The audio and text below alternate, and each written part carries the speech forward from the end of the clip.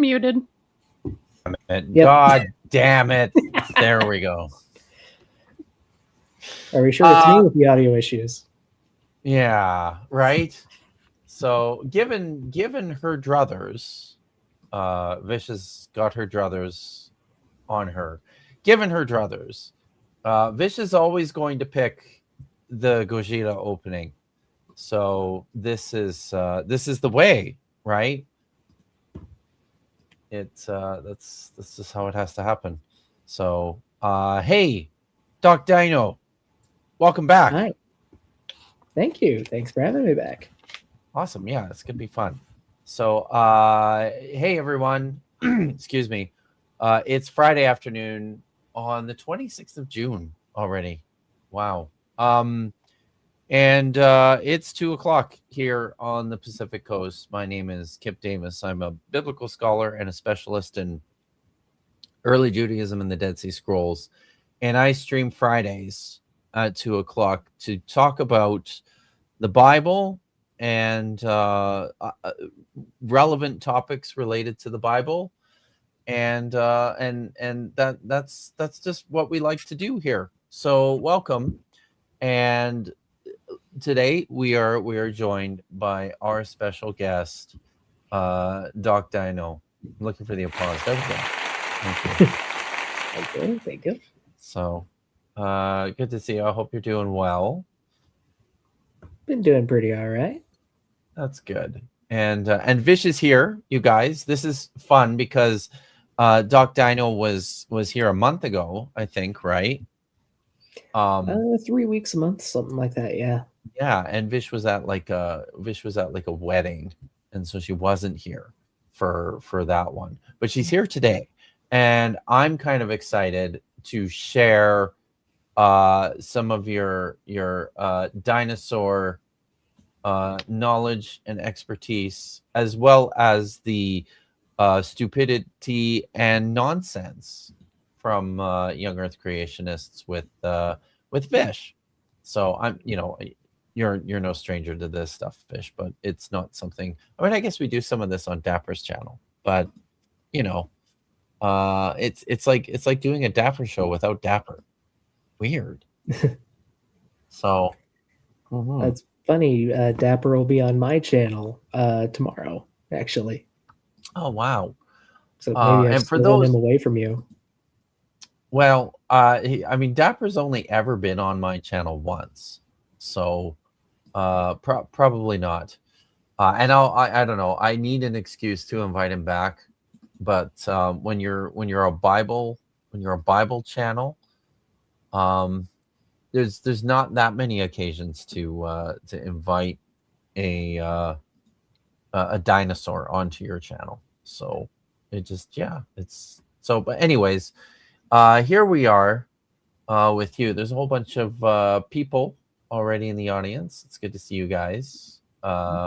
Victoria is here, and John, and allegedly Fred. So there is no convincing evidence of the actual existence in history of a Noah or his ark. McKink, anything being on said non-existent ark rather unlikely. Yeah, probably. That sounds about right. David Sinclair is here. So are dinosaurs kosher or not? We need to know whether to build the Ark for 14 brachiosaurs or just 2. Yeah, see, I mean, it's just it depends on, because there's just a very wide range of dinosaurs, and there are most dinosaurs are not. Of the avian dinosaurs, some are. Yeah. There you go. I mean, what does an animal have to have in order to be kosher? Like, what are the requirements? Needs to be ruminant, split hooves, chew cud, and it can't be a pig because they have split hooves but they don't chew cud. Can't be a rabbit because they chew cud but they don't have hooves. Mm-hmm. So, if you're a fish, you need to have scales and fins. So catfish is out, doesn't have scales. So, yeah. That's pretty much it. I mean, out of the birds, there's a list of no-nos, and there's been various discussions about chickens. I personally I think chickens are fine. And yeah, it's not really that complicated if you just read the text. It's all of the centuries of litigating what counts and what doesn't that makes it complicated, but I don't really hold to a lot of that. So lots of that litigation. So yeah, as you can tell, yes, the answer is not simple. We already have a super chat here from Jeremide for 199. Has labeled this stream Viciosaurus. So that's good. Thanks, man. Thanks for coming out. Yeah, just going through the roll call here. It's good to see. Oh, Prixie is stoked. That's good, because a little bit more science this time around than what we're used to. Good to see you, Alma Susan. Is that really true? Dapper has only been, yes, it's true, only once, and the one and only time Dapper was here, it was like an emergency stream because he got his channel got shut down for like a few weeks, and he and I were scheduled. Yes, actually, it's twice, because that one that one I didn't really count as emergency. The one I was thinking of is he and I crashed one of your Saturday streams. Now that you mention it, because I forgot about those. I forgot about the Saturday streams. He's actually been on my channel 3 times, because he was on for very briefly for another Saturday stream that you were not in attendance for. So he was only on for like 15 or 20 minutes, but still. So yeah, okay. So he's been here like 3 times, which is more than oh yes, that's, oh god, listen, you guys are making a liar out of me. Holy cow. Let every man be found a liar. Yes. So yeah, he moderated the Diablo Critics ones when David McDonald was unavailable and Vish was unavailable. So yeah. Wow. Okay, so the dinosaur's been here a bunch of times. My mistake. Tree Clam Tab for $2. Yes. Yeah. For $2 says switching dinosaurs and days. Very confusing. Yeah, right. It is. It's because usually, Vish and I are on with Dapper on Saturday on a different channel too. So it's yeah. All right. Well, do you want to, maybe for those who weren't here last time, Doc Dino, let us know who you are and where you are and what you do. Who is your daddy, or what does he do? Well, I can answer a few of those things. I'm Doc Dino. I also talk about creationists, but I usually focus on things like dinosaurs and geology, paleontology and geology, which are what my degree is in. I have a bachelor's degree in geology with a paleontology focus, and I am trying to go back to grad school for a master's degree, but it is kind of hard to get in right now. But I am going back to school this fall. Just going to be doing other things. But yeah, I do creationism, anti-creationism stuff. But I am trying to get into more educational content. It's just harder to script and edit those kind of videos. Or at least I'm finding it harder. It's true. The scripting and the editing of videos is something that I struggle to find the time for myself. So my hope is that in my new season of life, after I'm moving in at the end of July, beginning of August. So I'm hoping after I've moved and I'm set up in a new place that I'll be able to commit more time and energy to that. So yeah, but for now, this is kind of what it is. It takes a lot to do that kind of stuff. But yeah, so the last time you were here, we looked at a presentation, a church presentation from Jason Lyle who is an astronomer. I think I got that right, didn't I, Vish? Jason Lyle is an astronomer. Astrophysicist. Oh, is he an Astrophysicist. Oh, he's an astrophysicist. Wow. I think so, but I could be wrong. Guys, I do a show on Saturday nights called Budget Scripture Saturday, and I have 2 co-hosts, and one of my co-hosts is an astrophysicist. I don't know if you knew this. Dr. Tapioca Weasel, the famous trench coat weasels, astrophysicist trench coat weasels, trench coat astrophysicist weasels. Excuse me. So, and he loves it when I talk about his expertise in astrophysics. I wonder if he's and here. magnets. And magnets, yes. He's big on the magnets. Yeah, that's right. India Moore is the famous astrophysicist. He also is a magnetologist. Yeah. So I guess Jason Lyle, astrophysicist then. Okay. Who seems to think he knows a lot for an astrophysicist about dinosaurs and the Bible, and I've seen some other things that he's done, and it seems like he seems to think he also knows a lot about philosophy. So I've noticed, but yeah, that astrophysics degree of his is apparently carrying him far. That's what I'm seeing. So It is.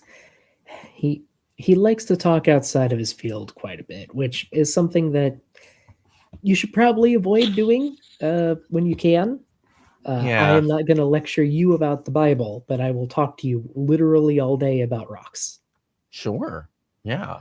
Likewise, I'm happy to hear about rocks and to talk about them, but I will defer to you, good sir, because you know this shit and I don't. So that's kind of how this works, right? Yeah. Sorry, I just noticed Katie Lewis says here she thinks that he maybe believes that baptism confers an automatic PhD in theology. There's a lot of guys like that, so it seems. But yeah, so that's what we're doing. We'll just continue with the video that we started watching the last time Doc Dino was here, and we spent quite a bit of time in the video at first talking about Behemoth and Leviathan in the book of Job, and why these are definitely not dinosaurs, as Jason Lyle seems to think, and talked a little bit about what they probably actually are. But right now, I think with the video, I think the next place we're going is talking about Noah's Ark. So, yeah, and and dinosaurs on Noah's Ark. So, I'm sure there's going to be lots of things that you'll have to share with us and teach us about, because I assume you know all about the dinosaurs that were on Noah's Ark. Yes, there were quite a few that are very well studied. Awesome. Cool. So maybe if there's nothing else, we'll pull up the video and we'll start looking at this. Sounds good to me. People knew about flying reptiles as well. Were dinosaurs on Noah's Ark? That's the question that people ask. And then, of course, would they fit? Would be the follow-up. The flying serpents that are Genesis 7? definitely pterosaurs. He actually talks at a reasonable pace. Does that mean we never can had to, leave it at watch it on regular normal. speed, or are we watching it on normal then today? I'm Nice. very glad, because most of the time people just take forever. Oh, that's me. Yeah, I do that. Yeah. It's Yeah, I do like too. these people are like Ents from Lord of the Rings. Yes. Yes. 8 and guilty as 9, charged. right? Of clean animals and animals that are not clean and everything that creeps on the ground. Yeah, that would include dinosaurs, wouldn't it? They're part of everything that creeps on the ground. There went into the ark to Noah by twos, male and female, as God had commanded Noah. Yeah, they would have been on the ark. And this is where the critics really mock us, right? Because there's no way you can possibly get dinosaurs on board Noah's. Is that why? Is that why the critics mock you? Because the dinosaurs wouldn't fit on the ark? Is that the reason? I mean, I don't there's know. a few reasons. Did he steal this picture from Kent Hovind?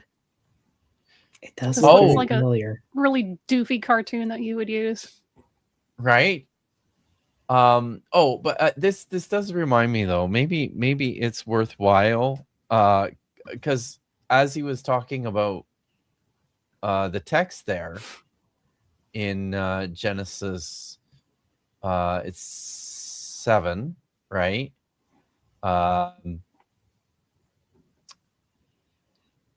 So it's probably worthwhile looking at this just quickly before moving on, because like this is not an unproblematic text, and this is and you probably I suspect About to say, hey, how did Noah what was clean and unclean if Moses wasn't even born yet? well there's that. There's other issues with the text here too though. It's a good point like, though, Vish. 2s in one passage and then 2s and 7s in the other. It's like Right? Yeah. Okay. So he's pretty selective here in terms of how he's.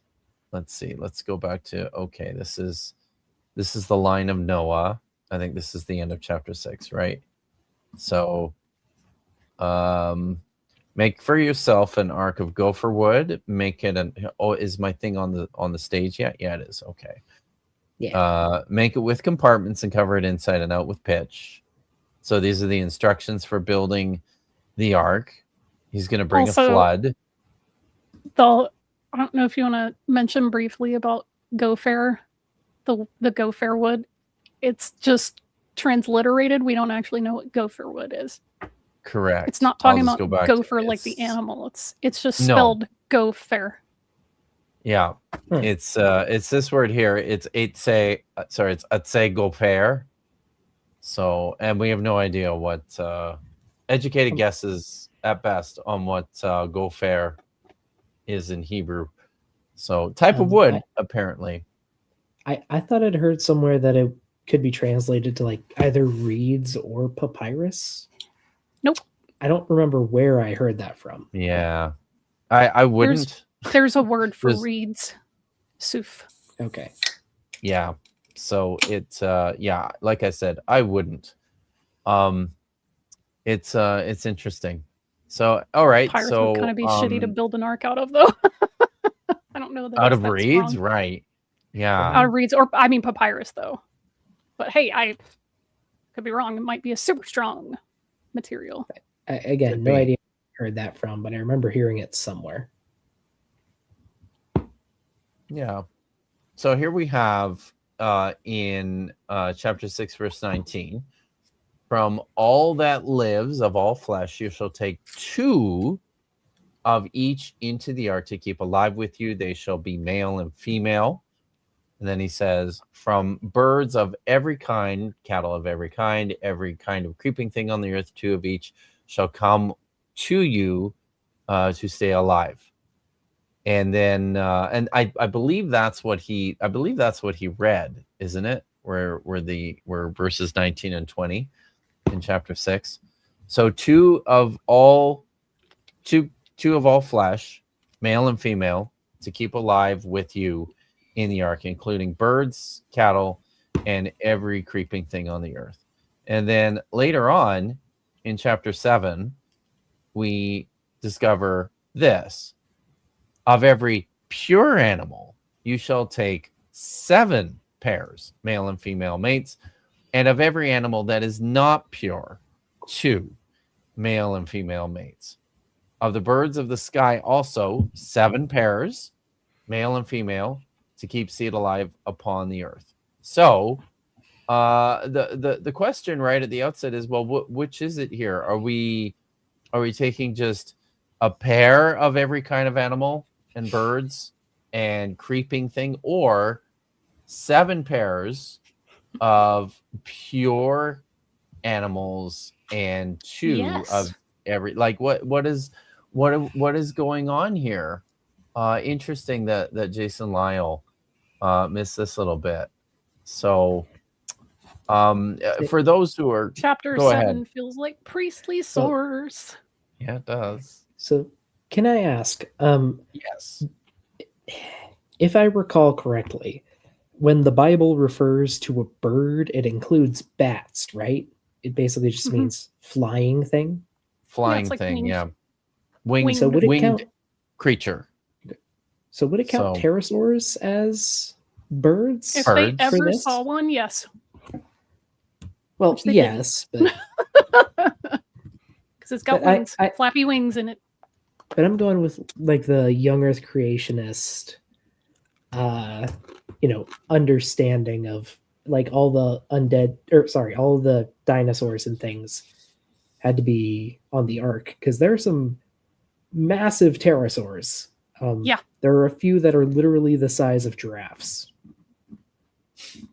hmm Not Yeah. sure you want 7 Wow. pairs of those on the ark. Yeah, that's the one from they discovered in South America, right? Has a really cool name. Don't tell me I used to know what this was off the top of my head. There's Ah. a few of them. The largest ones right now, it's either Quetzalcoatlus or That's it. Hatzegopteryx. Yeah, Quetzalcoatlus is Quetzalcoatlus. known from the southern U.S. Hatzegopteryx is from Romania, and there's a few others scattered all over the world. Oh, look at Look at that that. thing. Look at Wow. that big old boy. Yeah, that's life size. Yep. That's So That's, going by this- this, you'd need 7 pretty rich. pairs of these. No, duh. They took babies. They just put them in an Oh, the egg. babies. They took the little babies and eggs. That's how you do it. Babies with no parents to feed them, raise them, incubate. Oh, but all the- Nah, don't all need any of that. All the people, Mhm. Vish, there was like 6 of them, 8 of them on the ark to do all. I mean, they were all there doing all the work. So it's fine. It's not an fine. HVAC system, obviously. Yeah. Are bats kosher? No. Okay. So wouldn't you only need 7 pairs if they were clean? Yeah, I mean, yeah. but still taking 2 of each type of bird in that classification. There's multiple types of Yeah. birds in that system. So So- I don't know if they're taking eggs, if they're taking little babies, whatever in their busted model. I mean, didn't the passage say they walk to the ark, so they can't be eggs? Hmm. Actually, yeah. I can't let wait me- to use that the next time someone starts quoting Kent Hovind. And I Let me mean, the double thing check is, that. like, even God, if- like, brought them or prompted them to go like get on the even boat. if they so- were babies on the ark, like depending on the species of sauropod you're talking about, they could That's put it. on You just passed it. well over a ton in weight in their first year of life. Yeah. Or like a massive, absurd amount of mass. Yeah, and they were on that boat for months and months, allegedly. Yeah. There you go. So yeah, it That's just says 2 by 2 they came to Noah, Mhm. to the ark, Into male New York, and yeah. female, just Mhm. as God had commanded Noah. So that's they came to Noah. I mean, I guess somebody, if you're gonna be I guess somebody could say, well, it's very vague. It doesn't say how they came to Noah. It's vague when they need But- it to be and detailed when they need it to not be. It sure Yeah. is, right? Yeah, it's that's how this goes. So, but Mhm. all that to say, yeah, it's not just people aren't making fun of you just because dinosaurs are big. That's not- That's the only reason. that's Yeah. it. I mean, dinosaurs were huge after all. It's interesting to me, though, because it seems to me there's two questions you would have to ask in order to make this argument that you can't possibly get all the animals, including the dinosaurs, on board Noah's Ark. You'd have to know two things. First of all, how big was Noah's Ark? And then secondly, how many animals would have to go on board? And how much space would they take up? And the critics who say you can't possibly get all those dinosaurs on Noah's Ark, when I asked them that question, do you know how big Noah's Ark was? Not that Most of them big. can't answer it, despite the fact the Bible does give that information. And then I ask how many Oh my animals would have to God. go on board? Two of each Checkmate. kind, but how many is that? Is it 1,000? Is it 1,000,000? How do you know? You know what? They usually don't know that either. They say, yeah, I guess I don't know that, but I still think you can't get all those animals on board Noah's Ark. I will just, Folks, I'll that just is not point out a again. logical objection. I'll just point out again. 2 of every kind. If you're, depending on which source you're reading, or Mhm. 2 of everything but clean animals, of which then you need 7 pairs. So like 14 Mhm. of each of the clean animals is so. Jason Lyle is being, yes, just very selective, just a very selective reader here. As But also he's like, did you know how big the ark was? I can name the dimensions. Checkmate, atheists. yeah, right. And he's gonna be like, oh, it's this many cubits. And then if I have any cash near me, I would put $1 of US currency down on him immediately going into a headcanon about how big was the cubit.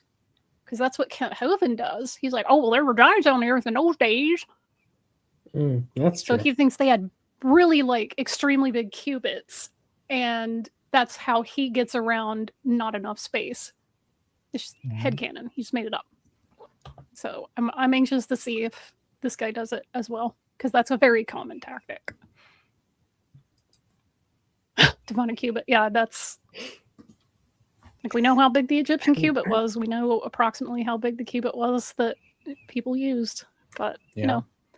you need a big boat, so you gotta have headcanon about big humans. Noah was a giant, allegedly. It's crazy. Yeah, I was gonna say The didn't- idea that you can't possibly different fit an cultures unknown have number of animals on a different boat of sizes? unknown Sorry, size. Bubba's- hold on, That's not Bish. logical. Say what? didn't different cultures have different measurements of cubits too? Yeah, I think so, but it probably, I mean, from the perspective of the biblical author, it probably was the Egyptian cubit. So Okay. it's yeah, I don't think there was a huge difference between not really. various They're all pretty Levantine or close. Mesopotamian cubits. I don't think Yeah. they varied by a whole lot. Maybe Hmm. a few inches at most. But If that. So yeah. But I mean, Okay. look that up. Don't take my word for it. I'm not a cubit expert. Logical, right? They're just speculating. Noah's Ark was huge. First of all, the Bible gives the dimension in cubits. Cubit is the distance from your elbow to the tip of your hand. Now, that's a little different for different people, but it's around 18 inches, 1.5 feet. That's a cubit. And the ark's 300 cubits by 50 by 30. Even if you assume the smallest possible cubit of 17.5 inches, this would be the minimum possible size of Noah's Ark. It was probably a bit bigger than that. It's probably 450 feet by 75 by 45. That would be more realistic. And there are larger cubits too, so it could have been even bigger than that. The real Ark had the same capacity as 522 railroad stock cars. Ever seen the train at the intersection? Ever count the cars? I've never counted 522. That's a lot. God gave Noah the instructions on how to build the ark, at least the dimensions, and perhaps other information that's not recorded, but we know at least the dimensions were recorded. That's 300 it. cubits by 50 by 30. We know That's we the know the headcanon. dimensions. Yeah. And maybe some stuff that wasn't recorded. Okay. It's just Secret such a knowledge. it's such a painfully vague description, right, of the ark. I'll just I'm just gonna bring this back so that we're clear here. Going back to chapter 6 here, where he gives the dimensions.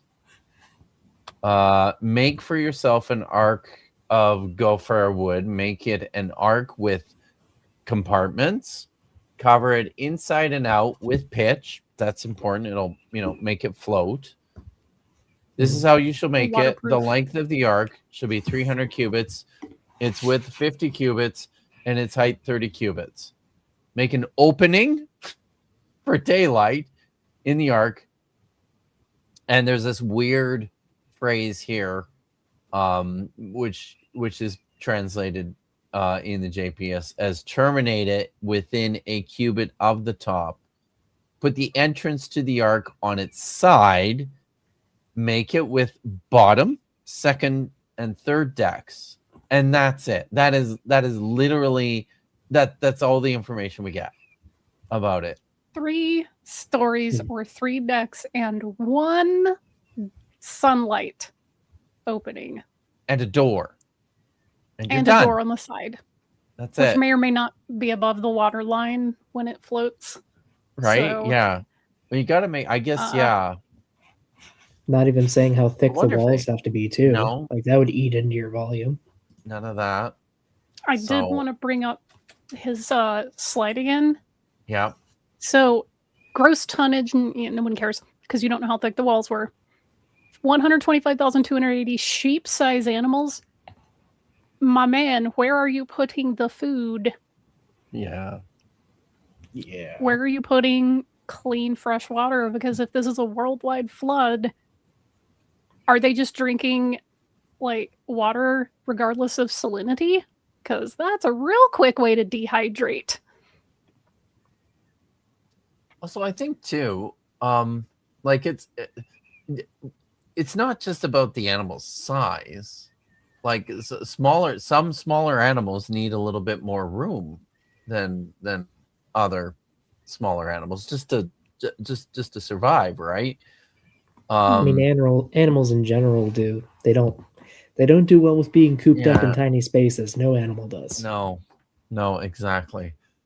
Yeah. Did I think I've told this story on this show before, but when my kids were little and my wife was working, she was working evenings, and she left to go to work. She came home from work one night and she came inside and she's like, I need your help because I brought a chicken home with me.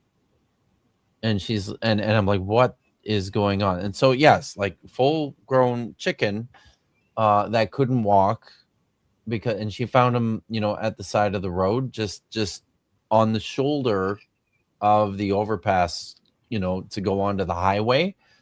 And she saw this chicken sitting on the side of the road when she left for work. She worked her whole shift and she came home and had the thought, I wonder if that chicken is still there. And sure enough, sitting in exactly the same place. And she just walked out and picked him up and put him in the car because he's like a roaster chicken who spent his entire life, in like a little coop. Had no idea how to use her legs, right? Didn't know how to walk. So yeah, learned how to walk and do chicken things. Over the course of the next several days or weeks when she was living with us. So animals don't do great and they're stuck. And especially if he's talking about babies, right? He's talking about taking baby animals with him on the ark, and you're going to coop them up for a year. Like this sounds like a bad idea. Really does. Yeah. Sounds bad. I don't think any of these people have ever lived on a farm or a No. ranch. No, right? Because that's the kind of stuff that people who have never done animal husbandry would say. Yeah. Once Kent Hovind was asked how kangaroos came from the ark in Mesopotamia to Australia, he really answered, they hopped. I mean, unless you go with the guy who thinks that they surfed on vegetation mats. Mm, Or mhm. perhaps we're even, platypus may have been launched out of a volcano. We don't know for sure. You could have suborbital platypi. Suborbital Think platypi about sounds like a fun band name. Yeah, that was a running joke for Yeah. a while on Dapper's channel, is suborbital platypus. Because there were just stupid creationist arguments about, did they surf on a reed mat? Did they walk? How long did it take them? Why did they go there instead of other places on the earth? It's all very silly and ad hoc. So, It's oh true. yeah. No, he says that they have soft hands because they don't do Oh, manual labor. They've soft never done hands. anything like that. Yeah. Soft hands. Yeah. Like, humans couldn't have built this. They couldn't have carved this. They couldn't have... Soft hands. Skill issue. Skill issue. Mhm. All right. Be more realistic. And there are larger qubits too, so it could have been even bigger than that. The real arc had the same capacity as 522 railroad stock cars. Ever seen a train at the intersection? Ever count the cars? I've never counted. Americans will use anything but the metric system. 522. That's a lot. God gave Noah the instructions on how to build the ark, at least the dimensions, and perhaps other information that's not recorded, but we know at least the dimensions were recorded. 300 cubits by 50 by 30. But was it big enough to hold all the animals, and how many animals would that be? Now, 2 of each kind, but people get confused here. Because, you see, Noah didn't have to bring 2 Dalmatians and 2 Deerhounds and 2 Beagles and 2 Border Collies and 2 Golden Retrievers. You can get all those breeds. Oh, those breeds are recent. Golden Retrievers didn't exist 200 years ago. You see, all Noah needed was 2 dogs. And you can get all those breeds later. That's not a problem. Well, So, and sometimes you can even get different species. They're still the Where I did they put mean- the Maine wolves? I was going to say there's even 6,000, because that's what we're talking about here, right? Are we talking 6,000 years ago, or is it 4,000 years ago? 4,400 4,000. Yeah. Okay. So Mhm. 4,000, 5,000 years ago, there were still, ancient varieties of dogs, right? Yeah. They didn't all just pop up. Every single breed of dog didn't just all pop up, within the last the last 4,000 years. There's a much longer, more complicated history than that. I even know that, and I don't know shit about this stuff. They always use the dog example. They always use dogs as the example. And because that seems plausible, it makes the whole thing seem plausible. But I don't want to know about dogs. Those are too easy. Tell me about the freaking platypus. Tell me about Mustelidae, like the otters and the weasels and whatever. Tell me about horses and pachyderms. I need to know about those things. Did he take a mammoth and an African elephant? Or did he just take one that looked vaguely sort of kind of like each? And why? Did a mammoth walk all the way to the ark? Or was the fur, the woolly stuff, a development later and then they just went extinct anyway? I mean, even just sticking with dog-like animals, you could just stick with Canidae. And how many kinds are we dealing with there? Because there's a lot of species of wild dogs and foxes. And I mean, obviously he wouldn't deal with this or he'd just hand wave it away, but we could estimate their divergence times from their mutation rates.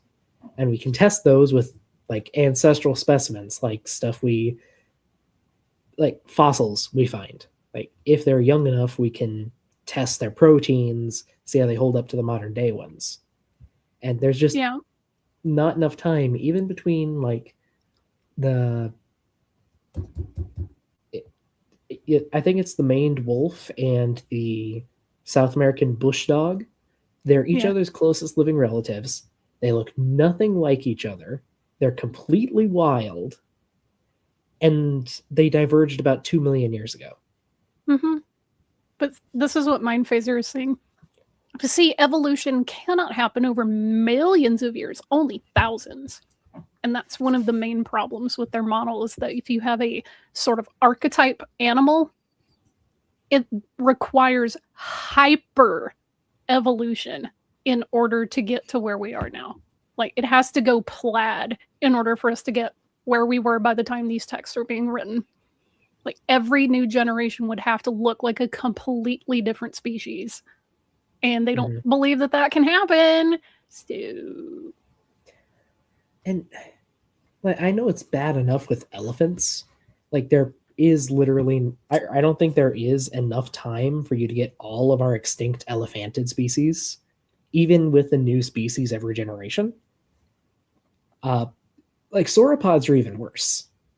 Like sauropods would take even longer to mature. There are even more species of sauropods, and they are far more divergent.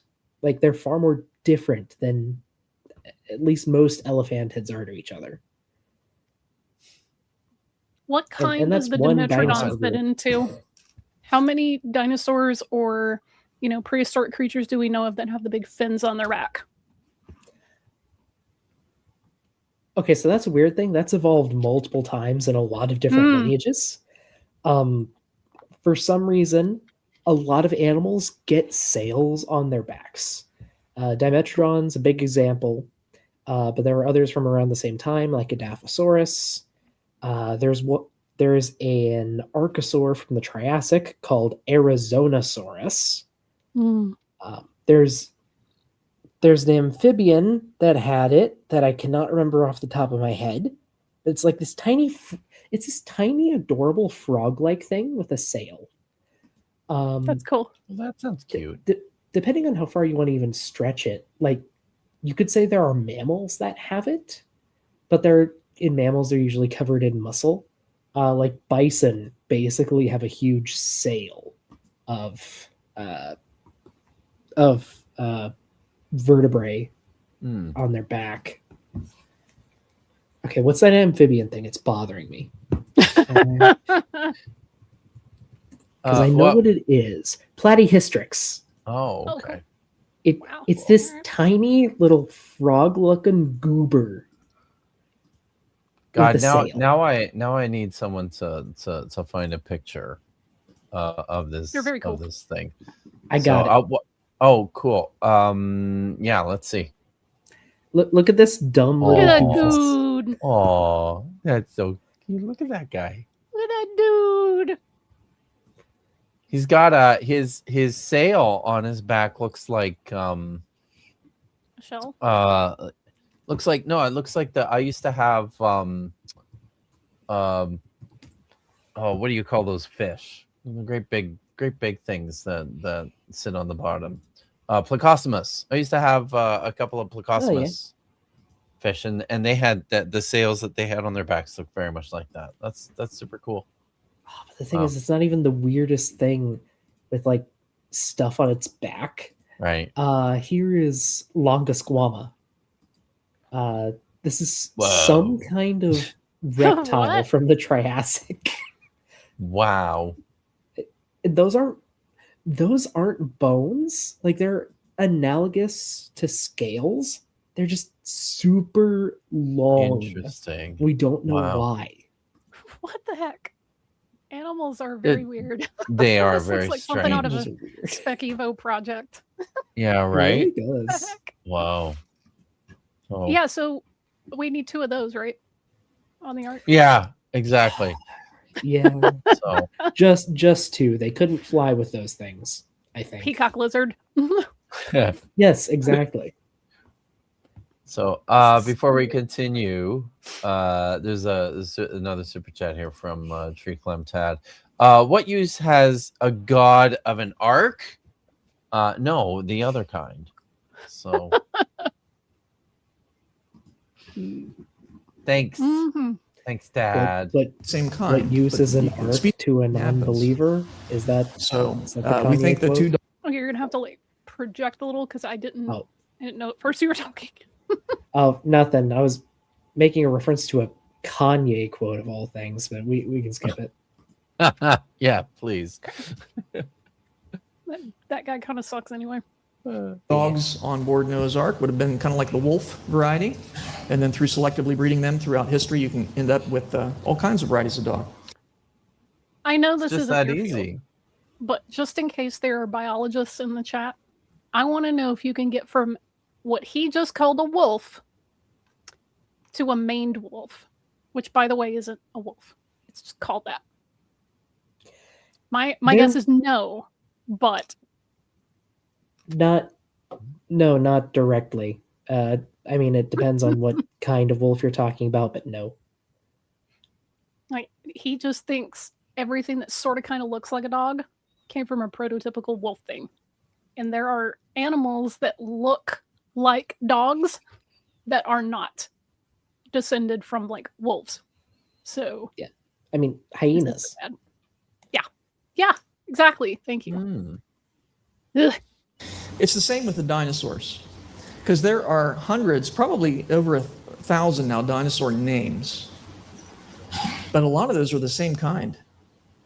Consider No. the ceratopsian kind. Oh, So you have God, Triceratops, Eoceratops, Pachyrhinoceros, Torosaurus. No. These are probably all the same No. kind. are these? Yes, help us out. No. Help us out, Doc Dino. Gladly. Like he's so here's the thing. He's mixing up, I believe, he's mixing up families here. He's mixing up different families and different tribes.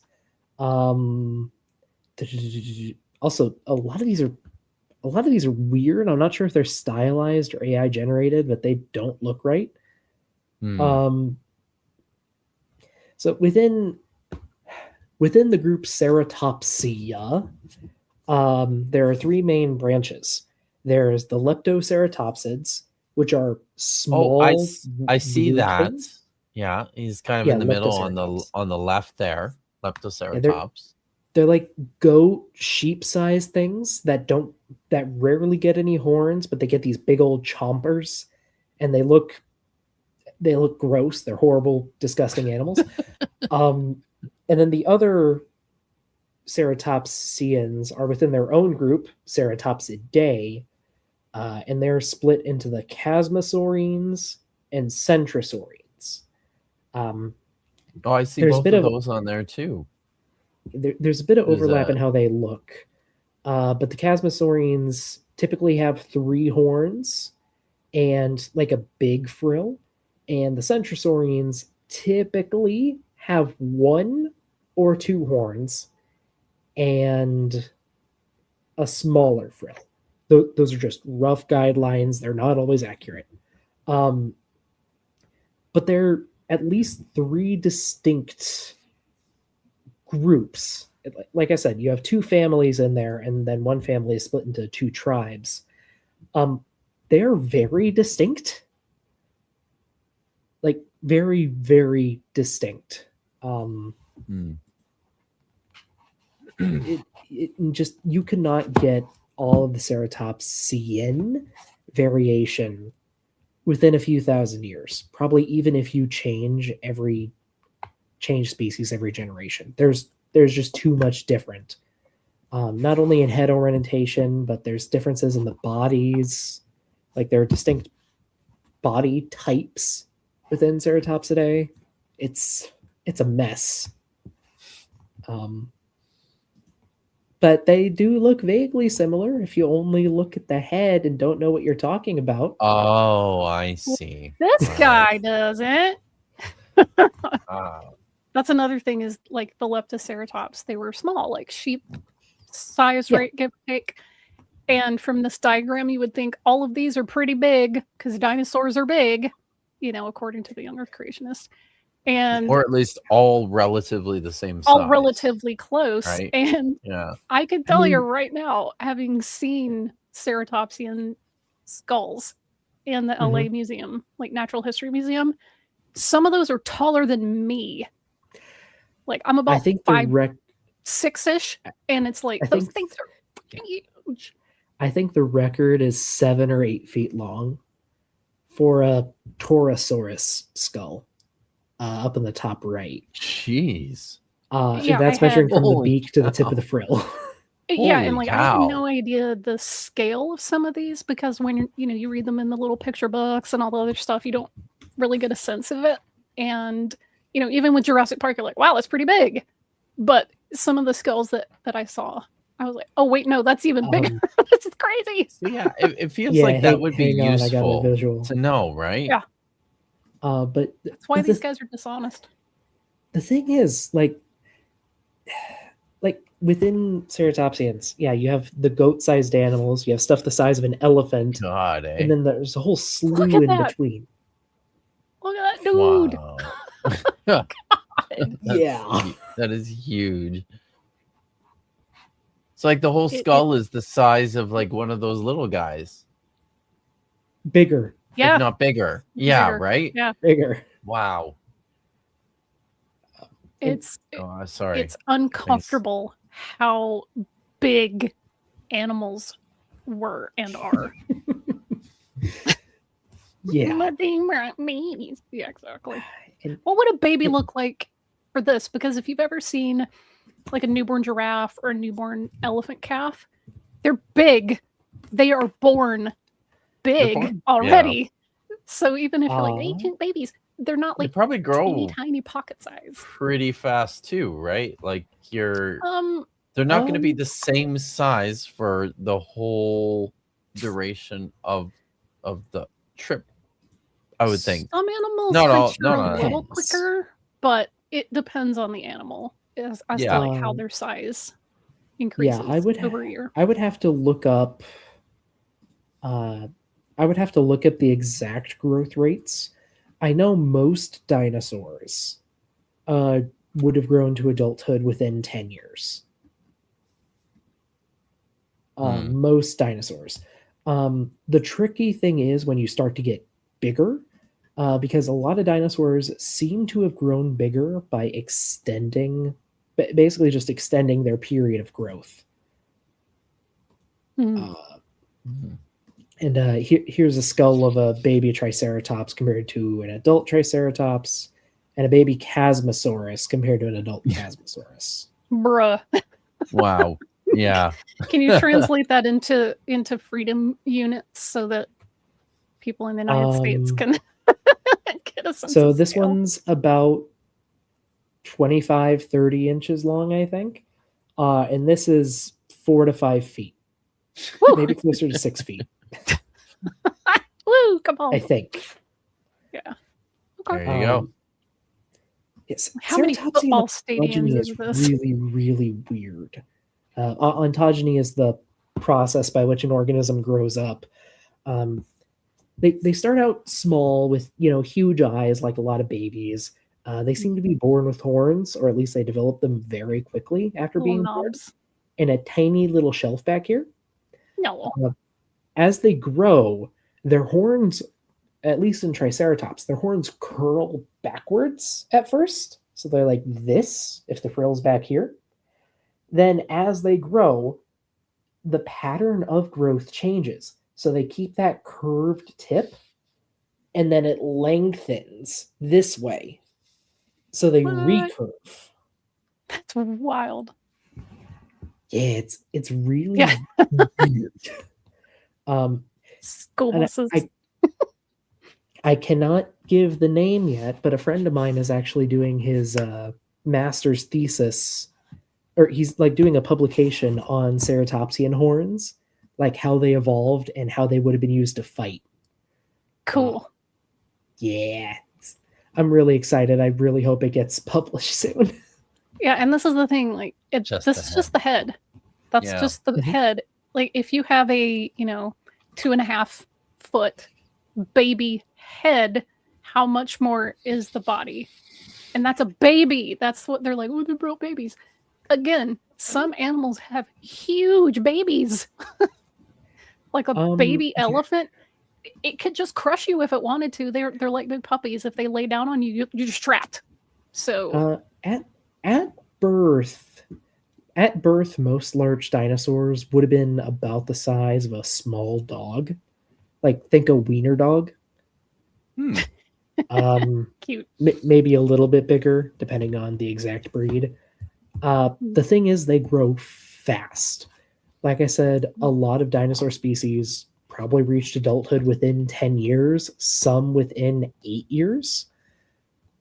But the sauropods are going to kill everything because within the first year of life, a lot of estimates put a lot of sauropods at growing over 1,000 pounds in a single year. Bruh. That requires so much food for one baby. That was exactly where we were going. A 1,200-pound cow eats about 10,000 pounds of dry food in a year. Some of these animals are going to need several times their own weight in food, not to mention the volume their food would also take up. Not to mention that most sauropods probably couldn't process things like grass, so hay is probably out the window. Oh wow! You would need like need a lot of trees? stuff that. Yeah. You just need to bring the whole tree with you, or figure out a way to. Yeah, I guess. Oh my gosh, I have it. I get it. Okay. I know why we can't find the ark. They made it out of gopher wood, and they covered it with pitch so that it would take longer for the ceratopsians to eat through it.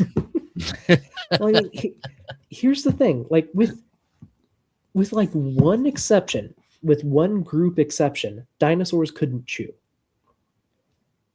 Their jaws just aren't equipped to do that. The only dinosaurs that could actually really chew are like your duckbills. So they could probably handle hay okay. Everything else would be chopping and grinding up their food, like in a single bite, and just wouldn't be able to mash and masticate grass. Yeah, because we do know that some sauropods ate some grass, but I can't imagine it was a huge part of their diet. But yeah, it's like look at these heads right here. Notice the lack of teeth. Right. If you want animals to chew, they need some kind of something to help grind it down or whatever. That's the photo quality. There are teeth back here. They have toothless beaks, but they do have teeth. But ceratopsian teeth are designed to chop. Oh, okay. Yeah, here's... Let me get a visual. Okay, Google, come on. The T-Rex ate watermelons. Yeah, right. Oh, here we go. Yeah. Oh, cool. Oh, Yeah. interesting. Yeah. There's a Triceratops. Oh, yeah, those are choppy. Those are not grindy. Yeah. Yeah. Yeah. Yeah. Okay. All right. Well, let's see what other nonsense before he we comes up with. continue, we've got India Moore's 175 for 4.99 says, so when does the plot of The Land Before Time occur canonically in the Bible? You know, this is one of these parts where you just have to kind of mash it into the space. I guess you pick a gap. I guess you do that. Gap theory, So- but for Land Before Time. That's it. Oh, Yes. God. Yeah. Okay. Okay, they're all what we call the ceratopsian kind. Think of these as different breeds of dog. And you can get those through. We understand enough about genetics to know how it's possible to get these different varieties. It's not a problem. It's not evolution. It's just Who was variation within selectively kind. breeding This is ceratopsians? evolution. This is hyper evolution, my guy. Dinotopia is not a documentary. I'm sorry. I wish it was. Harness the power of Dino Riders. Ah, Yeah, the Land Before Time source. There you go. That's right. So although there are hundreds and hundreds of dinosaur names, we think there's only about 60 dinosaur kinds. Okay. 60 okay. that God created that are genetically unique, that are not related to other kinds. Okay. And so how many Genetically dinosaurs would have been on board Wow. Noah's Ark? 120, Uh-huh. give or take. And estimates have been done. John Woodmarappy did a study where he calculated the approximate number of animals that would have to go on Noah's Ark. And he's making some assumptions about what level. Famous scientist John Woodmarappy famous paleontologist John Woodmore-Appy. Yeah, what field was he in? He was a biblical scholar, I believe. I think it was Interesting. theology. Also- He was a theologian. These numbers are cute. I want to see the work. How did he get there? Yeah, Show me your right. work. Yeah. Also, what are you counting as a bird versus a reptile? Because birds are Mhm, 'cause reptiles. birds are reptiles. Mm. Yes. Well, the kind And this- lines up at, but he's being generous to the critics. And this would be the sort of the larger estimate. Mammals, a lot of mammals on board Noah's Ark. And they take up quite a bit of space. Birds, a lot of birds, but they don't take up very much space. Reptiles, including the dinosaurs. I noticed one category that is quite obviously missing here. Not the placentals, the marsupials. Every mean, marsupial. I'm guessing they would be subsumed into mammals. The Guessing. non-placental But mammals. how? Is that? Yeah. Yeah, like again, marsupials, they have their own little like thing for a reason because they're not perfect mammals. They're definitely not reptiles, and they're not birds. But also, wait, is 4,602 a multiple of 7? It is I'm not. not- So the I'm- math's wrong. Yeah. Oh well, Not- those are not- just types. just- Those are yes. types of animal. That's not No, number. I think this is number of animals. individuals. I think this is supposed to I be don't think individuals. those are individuals, but I don't know. You know what? Let me rewind it and see how he explains this real quick. Maybe I missed something. Where he calculated the approximate number of animals that would have to go Okay, on so Noah's this is Ark. total. And he's making some assumptions about what level the kind lines up at, but he's being generous to the critics. And this would be the Okay, so they just need to be divisible by 2. So, at minimum. Yeah. Mm. Some birds would be 7, not all of them, and only some mammals would qualify as clean. But not all of when them. we checked the Bible earlier, it said you had to bring 7 I guess 7 7 pairs of birds, clean never mind. animals. So, like for instance, Pairs. sheep or Pairs. goats. Yeah, Right. 7 but it was pairs. 7 14. pairs of birds too. Yes. yeah. So, like you would have 14 sheep, for instance, 14 ducks or turtle doves, Well, maybe. So, 4,602 is not divisible by 14 either. So well, this is counting both clean and not clean animals. So there are 'cause clean there's birds and clean unclean birds. yeah, clean birds and unclean birds too, and you only have to bring 7 So- pairs of the clean okay. ones. So, Uh-huh. but I mean, it raises a good point in that he's assuming that when you add the clean and the unclean birds and mammals, you're going to end up with a number that's divisible by 2, which isn't necessarily Yeah. the case, right? Yeah. Oh wait, no, it would be because it's yeah, okay, so because they're pairs, that's true. Well, they're pairs, Yeah, so so- they have to be Yeah, divisible so it in would 2. be. You're right. Yeah. Okay, never mind. But yeah, I'm sure they didn't factor that in. I need that. I need that Ooh. in my mouth. That barbecue pulled lamb. sort of the larger Give me estimate. some. Mammals, Now a craving lot a of mammals gyro. on board Noah's Ark. And they take up quite a bit of space. Birds, a lot of birds, but they don't take up very much space. Reptiles, including the dinosaurs, 3,724, give or take. The number of animals on board Noah's Ark would have been less than 16,000. Just so that gives you kind of a feel for it. No. And people say, yes, but the dinosaurs were so big. Some dinosaurs were big. Some dinosaurs never got No. bigger than a dog. Is it just Some me, dinosaurs, like little Compsognathus, never got bigger. or is it just me, or does 16,000 animals seem like an awful lot, even for the boat of the dimensions that he has proposed? Feels like a lot, doesn't it? Little bit. Hmm. I mean, what Again, were the I wanna rough see this guy's dimensions work. he said before? Like 470 feet. Yeah, Yeah, by, it's over 400 feet yeah. long. How wide was it? It's like 70 feet wide, 75 feet Okay. wide, 3 decks. So it's about Remember 2149? 33,000 square feet per level times 3 levels. for just under it is. 100,000 square feet. Oh, okay. There it is, Oh, yeah. never mind. My numbers are too high. Oh, 437 times 72.92. Okay, equals that times 3. Okay, we're at about 95,000 square feet. But also, this is not taking into account the thickness of the walls, which we don't know.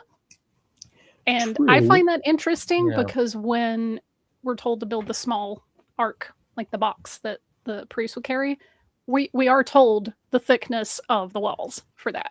But here, But that but seemed at like the a same weird detail to time, leave like, out. so dividing like the square footage area you have when combining all the decks, divided by 15,000 animals, it's just over 6 square feet per each animal. Like 6 individual square animal. feet. It is 6.37 square Jesus. feet per animal. That's nothing. Yeah, no, that's where. Wow. Katie points out Enjoy that your for reference, that's closet. 3,000 more animals than live at the San Diego Zoo. Oh yeah, And well I they don't have like habitats to move around. Keep in mind that's also not taking into account any walking areas or poop areas or food storage. Yeah. Yeah, and honestly, you can't sleep in the same closet that you poop in. That's ridiculous. Yeah. So, and again, where's the Because food this going? was after the You were fall, so just- disease was a thing. yeah, and you're not accounting for the walls, which we don't know the thickness of, and where we store the food and put the poop, because all of that Yeah. didn't even figure into these numbers. So, bleh. So yeah, I've never been to the San Diego Zoo, but I've been to the Calgary Zoo, and which is probably quite a bit smaller. But there's quite a number of the the pens and the enclosures for animals are like huge for the animals that they house at the zoo. This just really seems ridiculous. It is. Also, those poor dino reconstructions are so old. They need to rest. Yeah. Yeah, you're not good. Some dinosaurs, like little Compsognathus, never got bigger than a chicken. They're reptiles that have their legs underneath their Oh. body. I remember- Compsognathus qualifies. I remember Okay. Compsognathus So just from because it's a Jurassic dinosaur Park. doesn't mean it's big. Mhm. So there's a skull of a particular dinosaur. Some of them just never got that big. The other thing you need to remember is because people think, well, what about the really big ones? Are you Even the looking really this big one up? dinosaurs started out Okay, really yeah, small. that is a cool thing. I thought How big are those eggs, misspelled though? another species. Give us something for scale, dude. That's the problem. Look at this. Look at this little satisfied grin. Look at these eggs. Just I look at think how those small are- these eggs are. There's nothing for scale. Those are Oviraptorosaur eggs, so probably about the size of the stick of deodorant, maybe a little bigger. Okay. We often forget about the women and the children, right? But also they So came the to the largest- ark, so they can't have been in eggs. I'd like to It- point out Go ahead. I'm unsurprised if the people in attendance at his church talk often forget about the women and the children. That feels like it's probably on point. Just saying. I find that So- ironic. Yeah. Yeah. Dinosaur eggs that we find are a little bigger than a football. They're about that big. You mean that big, long-necked dinosaur that fills up the entire room in a museum? When it was a baby, it hatched out of an egg that was that big. But you gotta. Yeah. Well, they came to the ark under their own power, Jason. So I will stick to that because it doesn't say they were brought to the ark. They came to the ark. That's what it says. the verb is go. That means to come to or to enter. So But even granting eggs, you've got to have like an incubation system to look after these eggs to make Mhm. sure that they mature enough that they're going to hatch, and there's going to be live offspring. So Okay, hear me out, Kipp. What Okay. if you have two at least moderately grown animals? okay, They walk into the ark, they lay their eggs, and then they just dip right out. Or they die in the middle of the flood, so you just eat them. oh, okay, Hmm. got it. There you go. I see. Or just feed and eat them and feed them to the rest of the Why not? yeah. Okay. So, It's not any more ridiculous, is it? so my problem with that is that I'm like bullshitting. a This is sexually not meant to be taken mature serious. titanosaur. I This is know not you meant to are, be taken seriously. but, No. but like a sexually mature titanosaur, even like at the smaller end, is not gonna fit. But Wow. isn't it in like the sauropod kind? You don't have to take Yeah. a Titanosaurus. You could take a smaller one, and then you just hyper evolve the Titanosaurus because reasons, and it goes extinct almost immediately. Yeah, right. Like Yeah, I they didn't have the think of that. time to become this huge variety of species and then all go to extinct within Or all by the time before before they finish writing the book of Job. or maybe God just picked his favorite sauropod and went, yeah, I mean it's cool the rest of you around, but like, sorry. What I want to know GG. is why didn't the Egyptians have a Spinosaurus hieroglyphic? It's like you're not gonna miss that animal. Yeah. Mhm. Oh, you know, don't worry about it. And it turns out you can't make an egg much bigger than that for physics reasons. You'd have to make the shell thicker to support the weight, and then oxygen wouldn't be permeable to oxygen. So there's a maximum size for an true. egg. And I've seen dinosaur eggs. Good That's about job. it. Congratulations. Which means when that big dinosaur first hatched, it had to fit in the egg. It must have been about that big. Wouldn't it make sense, therefore, for God to take some of the younger dinosaurs on board Noah's Ark? We know the space available, 450 feet by 75 by 3 decks, 100,000 square feet. There might That's have been bigger than mezzanine the levels, numbers he too. gave earlier. The Bible doesn't say. He said, yeah, the ones he said those were at the bottom end, but said that it was probably bigger. At one point he did say it was probably closer to 450 feet by 75 feet. So he did say that. Okay, so that does bring up the space each animal has from 6.3 square feet to 6.7 square feet. Ooh. Nice. Okay. Wow. Whoa. God. One way or the other. But that's the minimum. I mean, there was at least that much space. We Really? can calculate the amount of space taken up by birds, which is very little because most birds are small. Mammals take. Oh, Did okay. you notice that Wow. he's doing this in percentages and not like feet? Yeah, that feels. Yeah, that feels. Like he's doing, oh, the birds take up a combined 2,621 square feet. Yeah, it's only 2%. Mammals take up 29,000 some odd square feet. How much is that per animal again? He's just giving you the percentage of the total. 6.7 you know? square Yeah. feet.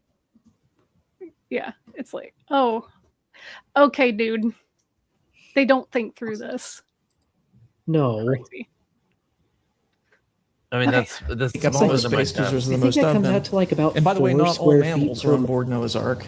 Whales What are was that? mammals that What are was on that, board Noah's Dino? Ark, right? Dino? Not land. I think that comes out to like 4 square feet per mammal, less than a square foot per bird, closer to half a square foot, and like 3-ish Wow. square feet for reptiles for each reptile.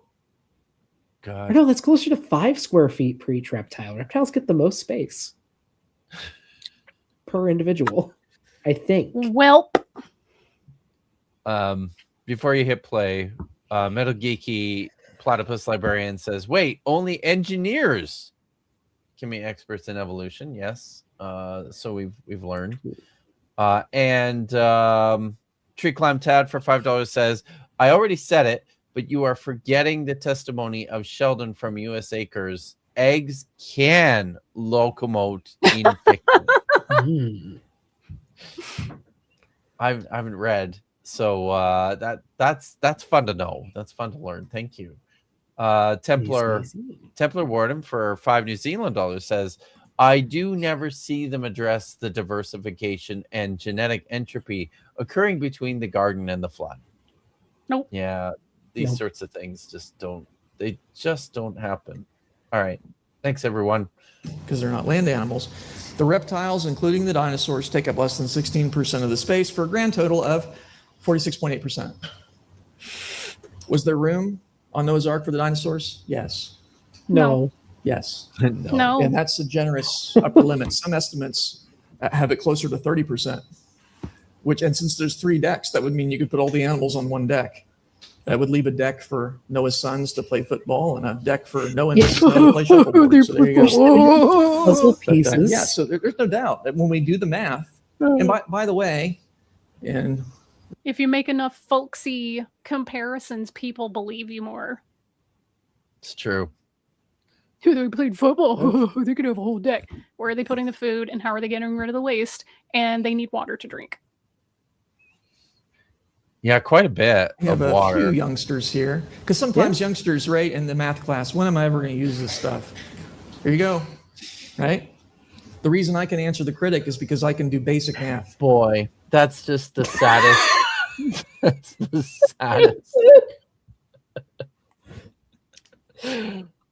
I repeat, a He's so maximum pleased of with himself. 6.75 square feet per animal. I can Yeah. do basic math. The astrophysicist can do basic math here. How much food is each animal eating proportionally to their body weight? Again, where are you getting rid of the waste? Why is there only one opening for sunlight, not ventilation, crucially?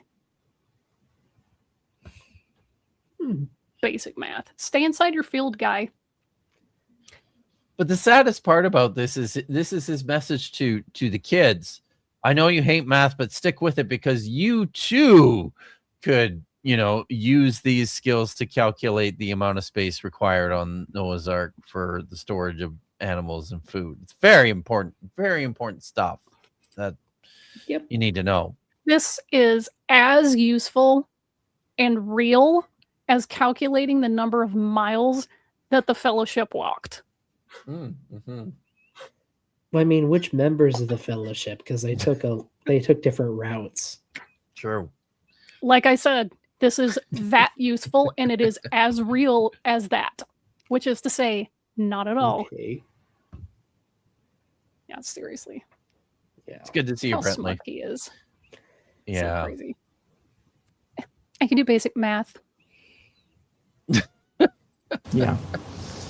And the reason that they are making conjectures and ignorance is because they haven't bothered to do math. Either they can't or they haven't bothered to do it. So there is a Conjectures purpose of in this. ignorance, huh?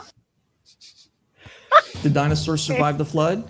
As kinds, yeah. Every kind Oh, what is survived that the flood T-Rex? because there were Oh, representatives God. on That board is Noah's Ark of it's that kind. awful. Now, granted, the flood wiped out almost everything, but there were representatives. I know these are just artist representations, but who broke that T-Rex wrist? God, it looks like a pug. And he thinks that whoever this artist is thinks that cheetahs, which are very derived cat kinds, he thinks cheetahs were getting on the ark. I mean, artists might be too generous. Like considering how AI friendly creationists are, I wouldn't be surprised if this was. But the That's fair. quality just is too bad to tell. Ugh. This is Seems possible. embarrassing. Kinds on the ark that got off and reproduced. Given that dinosaurs, therefore, at least some of them continued to live after the flood for a while, would we expect to find legends of people encountering these creatures? Do we? Hmm. Yeah. No. Now, they're not going to be called dinosaurs. That's a modern word, right? 1841 by Richard Owen, who was a creationist, by the way. But we do find legends of dragons. And if you think about what a dragon is, it's basically the old word that would have been used for anything resembling a dinosaur. It really would have been. Yeah, There's because the legend of Saint. yeah, Yeah, they didn't have giant monitor lizards anywhere or giant snakes or anything to compare it to. It had to be a dragon. or Mhm. imaginations. Yeah. It's just that it continues to boggle the mind how anybody fails to grasp that human beings can, invent things in their minds. Yeah, humans famously lacking imagination and creativity. Crazy, right? Yeah, and also, again, yeah, it's not like people live near crocodiles or anything. It's fine. It's not like they have George for and the dragon. The thousands of legend was years. that there was this town being I- victimized by a what- dragon what that was eating their always- lives. What was that? What always gets me is when creationists try to assign particular legends to specific dinosaur species. Because, Oh, God, it's always so Well, horrible. buckle up, because I think he does some of that Oh, boy. coming here. Okay.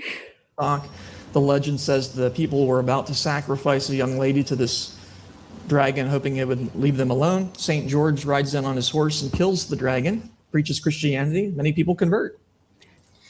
Yeah, so Sounds that like a- definitely wasn't the point of the story, was it? No, And everyone clapped. everyone clapped. Yeah, And very good. everyone converted.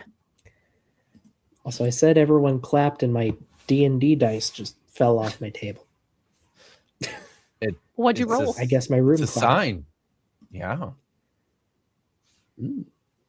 That's not in the Bible. We don't know for sure that that's the case, but it could have happened just like that. So Could Why have not? happened just it's like certainly that, a huh? possibility. Good. Marco Polo in 1271 reported that Chinese royal chariots were occasionally pulled by dragons. He got this. This is from Ken Owen. I've seen Ken Owen use this exact it? art. That's Yes.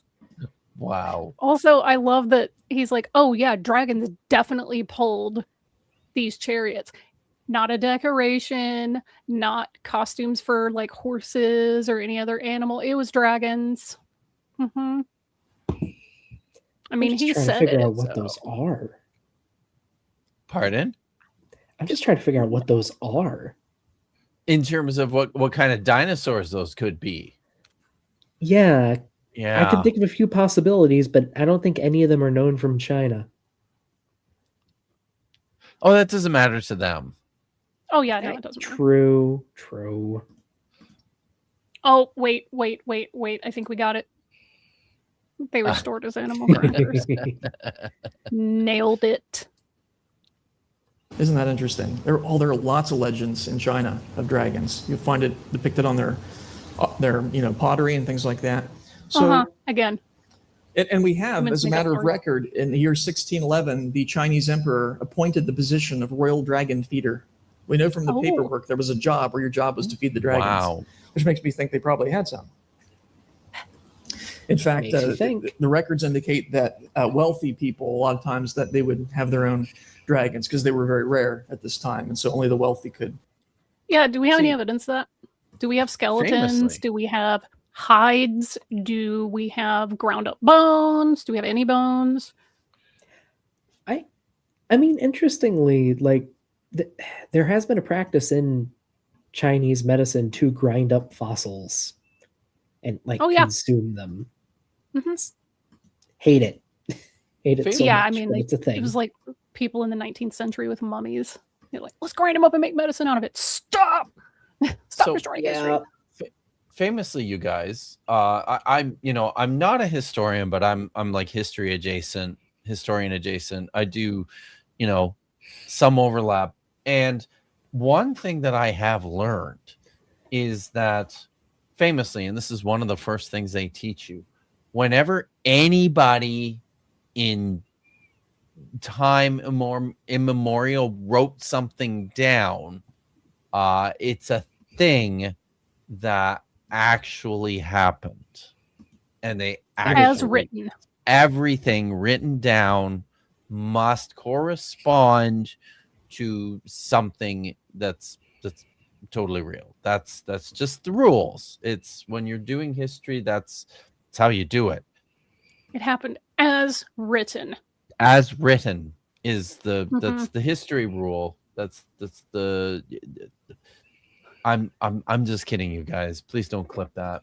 It's Yeah, it's like terms and conditions may apply, because once you start noticing that lots of Mesopotamian cultures had flood legends, because you live between rivers and rivers flood sometimes. Mhm. Oh, well, no. They just copied the Bible one, even though we know objectively that those stories were older. So, yeah, those didn't happen as written. They were just copying, you guys. But Chinese legends of dragons totes happened. Like, we don't have bridles or anything, but like a guy said it, so I don't know what to tell you. Afford them. So there is a city in France that was renamed in the honor of the killing of a dragon there. Oh. The animal's described as being larger than an ox, Tarascon. armored, and had horns on its head. Oh. Isn't that interesting? And that looks like maybe one of the ceratopsian kinds. Like So, what else has horns on its head? A rhino?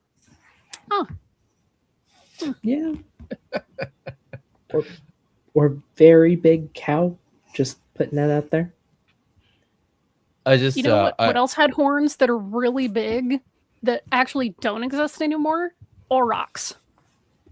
Oh yeah, that's true. Those are big ass cow looking things. I just think it's important to read this chat in memory of poor deviant outcast. Yeah. I'm drawing Rip. a zombie right now. Maybe I shouldn't finish. Well, rest in peace, deviant Rip. outcast. We will be missed. So fun fact, just reading from Wikipedia here, and he gave a very brief explanation of the Tarrasque's appearance. It's been described in multiple ways. Would you like to hear some of them? Oh yes. Sure. The beast has a lion-like head, a body protected by a turtle-like carapace, 6 feet with bear-like claws, a serpent's tail, and a poisonous breath. Triceratops, perhaps. 6 Boy, feet. Sorry, 6? 6 feet. 6 feet, yes. How many reptile-looking things or dinosaurs had 6 feet? Maybe one with a weird genetic mutation, but other than that, I can't think of any. So lion-like face, turtle-like carapace, serpent tail, and 6 feet. Sounds And like a poison real breath. animal to me. I believe it. I mean, there's another description that's called a dragon that is half animal, half fish, that is thicker than an ox, longer than a horse, with sword-like teeth. Half animal, Wow. half fish. I get that these aren't scientific terms, but I'm like, fish aren't animals. But okay, it's fine. Yeah. Fine. Nitpick. Are those the So- only two? Those are the only two that I'm seeing Okay. just at a brief glance on the Wikipedia page, but there's a lot. Like that, this is not a real animal, safe to say. No, it's not. I didn't think we'd have to say that, but might have to say it. Yes. But have you guys Couldn't considered possibly they couldn't made up such a possibly? ridiculous animal. Must be Must true. be true. Must be true. I mean, how would they know to describe it unless they actually saw it? Duh. That's right. A town that was in Italy, and there was a peasant who was walking behind his oxen. They were pulling a cart, and there was this little hissing dragon on the road up ahead of him. Not one of the larger ones, but it was very brave, and it was hissing, and the oxen were afraid of it. They wouldn't go near it. And so the man, he had a staff with him. He ended up killing the creature and hitting it, killing it. And he brought the body in to a local scientist named Ulysses Aldrovandus. That's why we have such good records of this. And where's the Folks, body? if you ever kill a Interesting. I'd dinosaur, love bring to- the body into a scientist. And do we have the body? Or even It's not I'm just the very snake?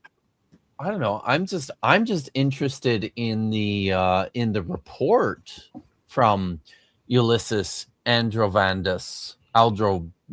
Like, I'd like to see that. That's one of my complaints often of like apologists and grifters of many different stripes are very keen to give me their summaries of Mhm. things that they have read or sources that they've researched. Show me the source, please. A guy said a thing, Kipp. I want to see it. I want to see what he said. I just there's yeah, Doc Dino looks troubled. Are you all right? I'm just trying to read up on this dragon of baloney. Yeah, how's it going? Bologna. It seems to be a chimeric creature that this guy put in a museum. He like grafted parts of a snake to a fish. Oh, okay. Got it. Of course. P.T. Barnum ass creature. Right. Yeah. So Okay, let me and listen a to frog. So we can document it, okay? And so we have such good records. We know the date, May 13, 1572. Is that what it looked like? Aldrovandus carefully studied the carcass. He reported it was unlike any if other you reptile he'd ever seen, and based on and his are- description of it, we think it was a Tanistropheus. If you're drunk and you squint, it looks like that. So, okay, this is what he thinks it looked like based on the description, and we don't have the body, even though the guy brought it to him. Apparently, it was at a museum. okay, and it looked like this.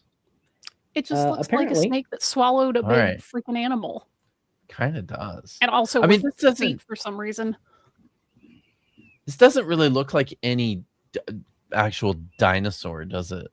I mean, No. I mean, to be fair, think it's Tanistropheus isn't a dinosaur either, but it's just. Ugh. It's the guy just saw a big ass snake. The snake No, may it- have just eaten something and was in the process of digesting it. I think the feet are fake. I mean, If So, somebody wants to like provide the at body, least according to what I'm reading, like from different places, it looks like this guy had like a curiosity museum. oh, Like, God. what's that P.T. Barnum attraction, Stranger Than Life, or whatever it is? Yeah, like the Um, the mermaid. And Yeah, like the mermaid. monkey. Like it's fish just like weird body. taxidermy shit. Yeah, or the the alleged like fairies that L.A. Marzulli bought from Jaime Maussan in Mexico, and you could literally see the glue and the taxidermy pins. nice. And they had Nice. mounted some of the limbs on backwards or upside down. It was just so pathetic. He spent thousands of dollars on it. He's so dumb. Well, you know what? If somebody, I support it because it's L.A. Mazzulli, and somebody extracted thousands of dollars from him for their local economy. Good job. I'm Jaime okay Maussan with is a that. grifter, but it's like, okay, whatever.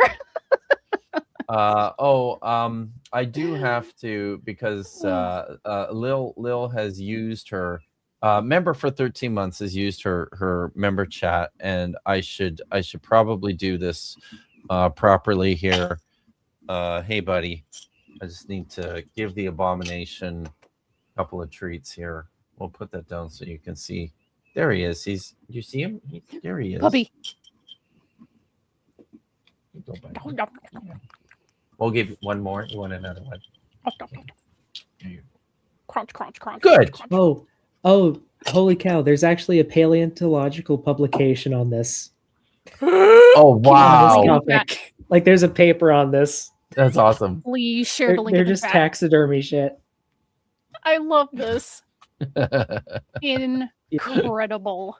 This is specifically I talking wanna about some send dragons this- with wings. I want to That send this to Lyle and just be like, yo, did you read this Aldrovandi had. paper?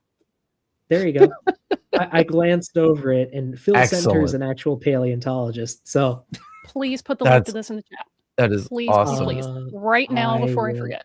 I will send it to you now. Fabulous. Oh, Fabulous. well, if my browser would let me copy the. Oh. The wings what are the would copy pectoral the- fin. Let me get this. This is great. Uh, This is amazing. where is it? There. We're gonna have to send. Copy link. We're gonna have to send Jason Lyle this paper. Oh look, somebody wrote a scientific paper. An actual There you go. paleontologist wrote an actual paper on this thing. You gotta read it. Yep. Okay, that is amazing. So it's very, very specific. Very Flying specific. reptiles. The Greek historian Herodotus, who confirmed some of the events of the Old Testament, he Oh no. he'd heard of Did he this though? place in Arabia where there were these flying reptiles, and he wanted to learn about these. And so when he went there, he found a valley full of dead flying reptiles. Kind of interesting. We think Oh from no the no no no no description. no. He found a bunch of bones and Mhm. he called them flying serpents. Okay, he didn't see them alive flying around anywhere. He found skeletons. Went, "Huh, that kind of looks like a flying serpent." That makes sense to me. But then Well, again, you know, ancient people can't lie. So I'm just trying to think. I wonder This if chat. I think I might actually have some of the stuff from Herodotus here. Press play though. We think it's a Rhamphorhynchus. There are different types of flying reptiles. There were ones that were the big pterodactyloids that had the incredibly long wingspan, and they had a very small tail. Rhamphorhynchoids were the opposite. They were small and had a long tail, and we think these are Rhamphorhynchus. Perhaps Rhamphorhynchus Really? scapolognathus, which is they had a crest on their head. Anyway, he says, when I arrived there, I saw innumerable bones and backbones of serpents, many heaps of backbones, etc. He says, winged serpents are said to fly from Arabia at the beginning. note how he said he found bones and backbones. He doesn't say he found wing bones. Mhm. He did not Well, say that. well, it's said by whom that they're winged serpents. Oh, well, it's said that Sasquatch is real. It's said that Mothman was sighted several times in Point Pleasant, West Virginia. It's said that the Jersey Devil is real. Okay, people can say anything. Prove it. Yeah. Of spring, making for Egypt, but the ibis birds encountered the invaders in this pass and killed them. He also reports that the Egyptians worshipped the ibis birds for doing them the favor of killing these nuisance flying reptiles, these flying serpents, because according to these other records, they were poisonous. So if they would bite you and you'd get sick. So they were the Famously, serpents never poisonous. He means venomous.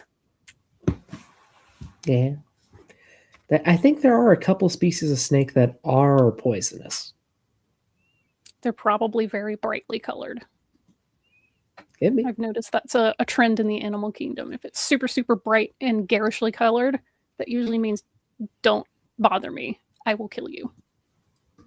Mhm. So, you know. Okay. Egyptians were grateful to the ibis birds for eliminating this threat. Did you find it? I did. So it's Awesome. all right. So this is from book 2. Do you have something you want to pull up? Because I can. Yeah. So this is actually this is another creationist source, but yeah, but one that has a little bit more detail. Let's see. It's that one. So here we go. So here we are. There is a place in Arabia situated very near the city of Buto, to which I went on hearing of some winged serpents. And when I arrived there, I saw bones and spines of serpents in such quantities as it would be impossible to describe. It is reported that at the beginning of the spring, winged serpents fly from Arabia towards Egypt, but that ibises, a sort of bird, meet them at the pass and do not allow the serpents to go by, but kill them. The form of the serpent is like that of a water snake, but he has wings without feathers and as like as possible to the wings of a bat. So there you go. I mean, this was within written history. Where are the bones? Where are the hieroglyphs and the art? We have no idea.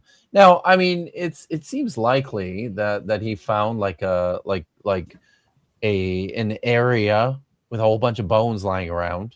That seems like I could buy that. Yeah. Like a bunch Yeah. of animal bones kicking around. So, you know, It's just, I love these. Like, y'all, I found so many bones. Bones everywhere. Spine bones. Just so Flying many of them. serpents. I can't even tell you. And he doesn't mention the wing bones. It's like spines and bones, but yeah. But like I heard a rumor that like flying serpents are here, and they told me this whole story. Like people wouldn't lie to me, obviously. Right. Totally. People don't have totally local legends or anything. No, Nah, not at all. that's not a And thing. when they, I mean, He goes on when to they do, you just you find whatever you can to make it fit, right? Oh yeah, It's got to be this, obviously. Yeah. obviously. So like Paul Right. Bunyan was one of the Nephilim, obviously. Only a Nephilim could like do all the big stuff and have like, you know, big blue and whatever. So yeah, duh. Mhm. Say the serpents are like water snakes. Their wings are not feathered, but very like the wings of a bat. So he's going out of his way to say this isn't a bird. It's not something Okay. with feathers on it. It's a I serpent. didn't say it was a reptile. bird. Yeah, but also like pterosaurs don't have bat-like wings. Is the thing. Oh, No, they don't. interesting. They do not. Their wings are structured completely differently if you actually, look at them for more than a minute. Yeah, but bats Herodotus, he was have like, 5 spindly fingers that are like, there's like a web and bones that go through it. It's very homologous to like our like arms and stuff. But yeah, pteranodon or pterodactyls, they didn't have that. It was like one long pointy finger looking bone type thing and like Yep. a membrane, right? Yep. I got a diagram here. Oh, sweet. Ooh, Here we go. nice. Hang on. Let me put it up. Yeah. Oh. Bird, bat, and Herodotus also pterosaur described wings. the acephaloi headless men with faces on their torsos. It's Krang. Freaking Herodotus saw Krang. oh, here we go. Wow. Yeah, there you These look quite different, honestly. Yeah. Mhm. But have you considered that people in antiquity just weren't as smart as we are? So they looked, all the wings looked the Dumb and same. primitive. They all look the same to them. All of them just look the same. Yeah, no people group ever differentiated between bats and birds. They just Never. flew, so they No, had to be the it's same just- thing. Right? Yes. But yeah, birds have a lot of fusion going on in their wing. Like their fingers, their metacarpals are fused. It actually produces a really weird structure in the hand. But yeah, and then you have feathers coming off of the skin, basically. Mhm. There's no skin in the feathers, it's just feathers. Bats have very much elongated their fingers and they're Yep. stretched back. And you have Man. webbing between the fingers and between the body. It's basically just an extension of what every animal has. The skin is just little extended Web between your for a gliding surface. And Mhm. pterosaurs, they rotate their hands forwards. So they have multiple fingers coming out of the front, except for a few specific pterosaurs that lose all of their fingers, except the main flat one. And then I believe it's usually the fourth finger. The fourth finger is the one that actually extends and creates the Mhm. wing. so there's- pterosaurs there's are a- basically pinkysaurs. Pinky saurs, yes. Yes. But the other thing is, like, when they would be grounded, their wings would look completely different, because pterosaurs had a series of ligaments and fibers within their wing that would basically draw it up like a parachute when contracted. Oh, neat. Yeah. And they could okay. put their other fingies on the ground if they wanted. Like the wing Yeah. would fold way back and they could kind of walk on those little fingies if they wanted. Or at least pick at stuff, I guess. They were most pterosaurs would have been pretty mobile on the ground. Very few exceptions that wouldn't have been. Oh, can you bring up the Quetzalcoatlus again? Yes. Because that just Is that reminded me. Is that the gigantic one? Yeah. Yeah, the huge one. Yeah. I think I remember seeing that one on the Netflix, the dinosaurs. hmm Yes, it was in the dinosaurs. Mm. Man, I never watched that. Is You it should. worth watching? Yeah, it's not perfect, but it was good. Yeah, so you Yep, had there the you go. little, not like palms, but analogous to our Yeah. hands. And the way the wings sit back like that Mhm. is like totally different Yeah. from any winged creature that is alive today. Yep. Wow. Swept up and out of the way. I think the main wing membrane here could scrunch up more than that, but I could be wrong. And also, the weight estimate there is accurate. All It's of hard to see. this What if probably the- weighed under 600 pounds. That's wild. Lord. Wow. Yeah, pterosaurs were made of tissue paper and paper mache. But like Jeez. fearsome predators though, right? To things smaller Perhaps. than them. Okay. Which is most things. Most things. Well, okay, with something like this, yes. Like you're just going about your day and then all of a sudden stab. I mean, we're kind of I guess we have to torn guess right at now. that There are multiple stuff, too, competing right? hypotheses for what these Yeah. big pterosaurs would have been doing. Mhm. Some may have been better at like being giant storks, basically hunting for stuff in shallow water. Okay. While others might have been like land hunting generalists, Okay. basically hunting anything smaller, anything they could fit in their stomach. Which, keep in mind, the torso is very small, so nothing too big. Pelicans. If you've ever seen Yeah. pelicans, Yeah, they Yeah. will try to eat everything and they do not care if it fits or Yeah. not. They're going to try. I mean, like a pelican, except that this thing could gallop like a giraffe.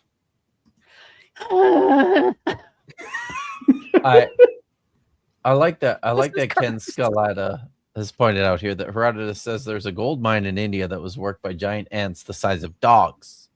So he just, Herodotus liked to write a bunch of stuff. Oh, people told him stuff, and he liked to write it down. That's how he worked. Well, I mean, if he described flying serpents and then he also described, giant ants the size of what, dogs or pigs or whatever, well, Sure. obviously they existed. Duh. I mean, Herodotus wouldn't lie. No. Report Or anything get things inaccurately. wrong. Yeah, like No, nobody would lie to Herodotus. he wouldn't lie to a historian. That's No. silly. Never. Yeah. Now, the last thing I will say about these big edged archids, the group of giant pterosaurs, if anyone's curious, there's a really cool presentation on YouTube about how they could get so big, but birds can't. Oh, that sounds Really? And still fly. Can Yeah, you put I that can link try in to the find it. thing? Because that sounds very cool. Yeah, it does. Yeah. That's a good one to include. Did he describe How they a could get spider that the big and size of still an SUV? fly. Would There not were be cool. birds that could get heavier than these pterosaurs, but while still flying is a whole can of worms. That is I crazy. think it was put up by the Royal Tyrrell Museum. I'll find man. it and I'll put it in our chat. Okay. Awesome. Cool. All right. Let's the Joe Rogan of classical Greece. That's great. Yes. Wow. Awesome. Wow. We're getting pretty close. But its wings are like a membrane material, like that of a bat. So the kind of with the skin on it. So there you go. And the records of this creature in this area go back to 400 Records. BC and all the way up to AD 1600. And then they stop. Oh. So we think we know when this went extinct, and it was about 400 years ago. It wasn't millions of years ago, which I think is very interesting. I think that's interesting because this is right about the time the Enlightenment was about to kick off. And Yeah. people were starting to formalize what we now Yeah. know as the scientific method. And yeah, it's kind of weird. Nah, it just went extinct. It's fine. It's kind of what I was thinking. Just I I will bring up the Egyptians again. Why don't they have giant pterosaur hieroglyphics? We have an Ashdarkid from Egypt called the Longclaw. But why That's good. why isn't Good question. something like that in hieroglyphics? Right? I Yeah. mean, reasons. Obviously. This is We find depictions of winged serpents on some ancient Okay. coins as well, which is also interesting. Pause it, please. Yes. So, we find pictures of winged serpents on ancient coins as well. He says. A lot of my audience will recognize that these are Hebrew inscriptions, and if you watch a little bit of my channel too, you'll probably also recognize that these are depictions of probably like Seraphim, the mythical cosmic throne guardian creatures, which are best described. The word Seraph, Doc Dino, in Hebrew means burning. So these are like they're on fire. The way that they're described, there's snakes that have wings and they're on fire. That's that's what they look like. But I was looking at these though, right? And I was also struggling with the inscriptions just because some of the letters are, it's there when they get really old. It's hard for me especially to get the shapes of everything. So I was trying to figure out. I'm like, surely there's images of these things. They're not coins. They're seal impressions. So I was like, surely somebody has published something about this. I was able to find the actual publication of the one on the right, which was from Ava. I'll let's see. Let's bring that one up. So very cool. It was from in like the 1980s. Let's put that down, and I will share my screen here. So so the one on the right was written up by Naaman Avagad, who was a brilliant paleographer especially from like the 80s and the 90s at the Hebrew University. So this here he writes the title of the article is The Priest of Dor. The object under discussion is a Hebrew seal now in private possession, which is said to be a surface find made recently near Sebasti, ancient Samaria. It has the form of a quasi-scaraboid, is flat on both sides, and is 17 millimeters by 13 millimeters wide and 5 millimeters thick. It is of grayish limestone, perforated lengthwise, and inscribed on both sides. So here is side A. It says Litzadok ben Mika, belonging to Tzadok, son of Mika. And then on the other side, he says this side is slightly smaller, 16 by 12 millimeters. It is decorated with a two-winged uraeus, and these are very common. Two-winged uraeus of the type current in Egyptianizing Phoenician art and frequently found on ancient Hebrew seals. The Egyptian uraeus originally symbolized royal and divine power, but on this seal, it may have some magic or apotropaic meaning. Above the uraeus is a two-line inscription in the same characters as those on side A. The initial letters of the first line are effaced. The inscription reads something Karif is what's at the end there. So this is probably somebody's name. Kohen Dor, the priest of Dor. So the first word should probably be restored. Lezakariv, belonging to Zechariah, the priest of Dor. So the seal was apparently used by two persons of the same family belonging to two generations. This assumption is highly plausible, albeit not absolutely proven, since one of the inscriptions lacks a patronymic.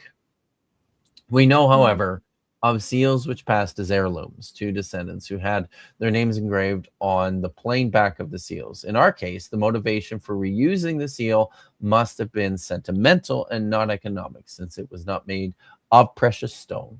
If our assumption is correct, and the inscription A must be earlier than the patronymic is not identical with the name on inscription B, thus the seal seems to have belonged initially to Sadok, son of Mika, if, however, we exclude paternal relationships, then of course, the priest may have been the first seal owner. So he's written up this entire article about the seal, and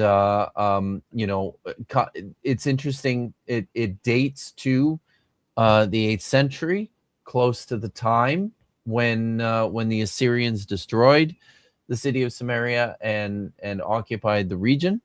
So it's kind of cool. So yay for that. Now the other one I was unable to find anywhere except for through the Wayback Machine, which was directed to where did I go? Damn it. Hopefully that comes back. There we go. Okay. So this article, The Bible and Pterosaurs, Archaeological and Linguistic Studies of Jurassic Animals That Lived Recently, by John Gertson of Grand Rapids Baptist Seminary. This is an article for the 1998 Midwestern Evangelical Theological Society conference held at Grand Rapids Baptist Seminary in Grand Rapids. And I'll just read the abstract here. There is an increasing amount of archaeological and linguistic evidence that pterosaurs, flying reptiles, were mentioned by several authors of Scripture. This introductory article will deal with some of those biblical words and what I've learned about them from word studies and archaeology. The scientific basis for this study has been established by articles for peer-reviewed scientific publications for both secular and creation groups. The spiritual symbolism for these animals and cultural relevance during the biblical era will also be looked at. Finally, some implications from this knowledge will be examined. So he has some science shit here, Hebrew and Greek word study, and then he gets to some images from iconography in antiquity. And here we have both of them. I'm quite sure this is where Jason Lyle got these images from. So here you see the seal on the right, which is the Priest of Doors seal in figure 5. And then you see the seal on the left, which I was unable to find anywhere except for here, which has like an ankh laying on its side. And then what's probably a name, but I couldn't, the best I could do with this was, I think it's for Aviv, Aleph, my guess is Lamed, Aleph, Bet, Yod, Vav for the text, which would then be for like his father. And then, another one of these stylized urias, which are very, very common throughout Phoenician, Egyptian art and imagery in the Levant during the Iron Age. What he says here is pretty funny, though, where he mentions these seals. He says that, as well as the religious significance, the pterosaur symbol, as he calls it, reflected the widespread popularity of the Egyptian military alliance against the Assyrians among Judah's upper class. The same strategy had been unsuccessfully pursued by Israel earlier. However, their failure would not deter Judah. In fact, a Judean seal from that era has been found with a tripartite style, including. Are those your dice again? Did they? No, sorry, just Nothing falling off my desk. I need to stuff clean it. I'm falling off. sorry. And do you don't even have a cat just pushing shit off your desk, do you? No, my elbow just moved. Oh dear. It hit a thing of tape. All right. So there we have the Judean seal from that era has been found with a tripartite style, including a Hebrew name, a pterosaur, and an Egyptian ankh. That's the one on the left. Another Northern Kingdom flying serpent was found at Samaria with a Hebrew inscription of Priest of Dor on it. A flying serpent seal from Judah. This one I find amusing. This is the one that's on the right. He says, a flying serpent seal from Judah was found at Lachish in figure 3. At least 9 flying serpent seals with 4 wings have been found, some of them at or near Lachish in figure 6. All of them date from the 8th century. The reason for the 4 wings could be the prohibition of a graven image on anything on earth or heaven. The earthly animal had 2 wings, and the heavenly angel had 6. However, But this one has nothing 4. is known with 4 wings, so we're okay drawing the 4-winged one because because of the rules. So yeah, there we go. I don't know. I thought that was fun, but yeah. So I mean, but all this shows really is that creationists just love to plagiarize like all their friends' shit, right? Yeah. Their own sources.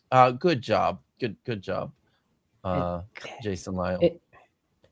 Really quick, Kip, what's the plural of seraph? Seraphim. Okay, Yeah. okay, it is. I had a Mhm. feeling it was. So, one, like you explained earlier, these are seraphim drawn here. Mhm. But Dude. even if they weren't, even if we were to say there were some real animal, they can't be pterosaurs because they have feathered wings. They do, Mhm. right? Like those don't look Feathers. like pterosaur wings. Also, there's the head doesn't look anything like. I mean, the one on the left looks like a cartoon meme head that Literally, you'd see have a these kid's cartoon are today. a lot of these are stylized snakes, some Yeah. of which are cobras. And you know what cobras have? Hoods. Oh, And you I know can what's see it in now those that you say hoods? it. The little spinies Mhm. sometimes that are in their hoods. Mhm. Those might look like wings if you find them just in bones form. Interesting. I think their hoods are modified ribs, but I guess Oh you yeah, I could mean think snakes they are were. mostly ribs, I think, but it's like they have cobras commonly in this area, and you can find them alive or not. Mhm. Some of them are decayed, but if these are representing real animals, then sphinxes are real. Mm. You can't pick and choose because there's a lot of sphinx art. The sphinxes in like Babylon look a little bit different than the one in Egypt, but they're both real because these are real. I didn't know there were different styles of sphinxes, to be honest with you. I think I'm Yeah. only familiar with the Egyptian one. I think the Babylonian ones are cooler looking.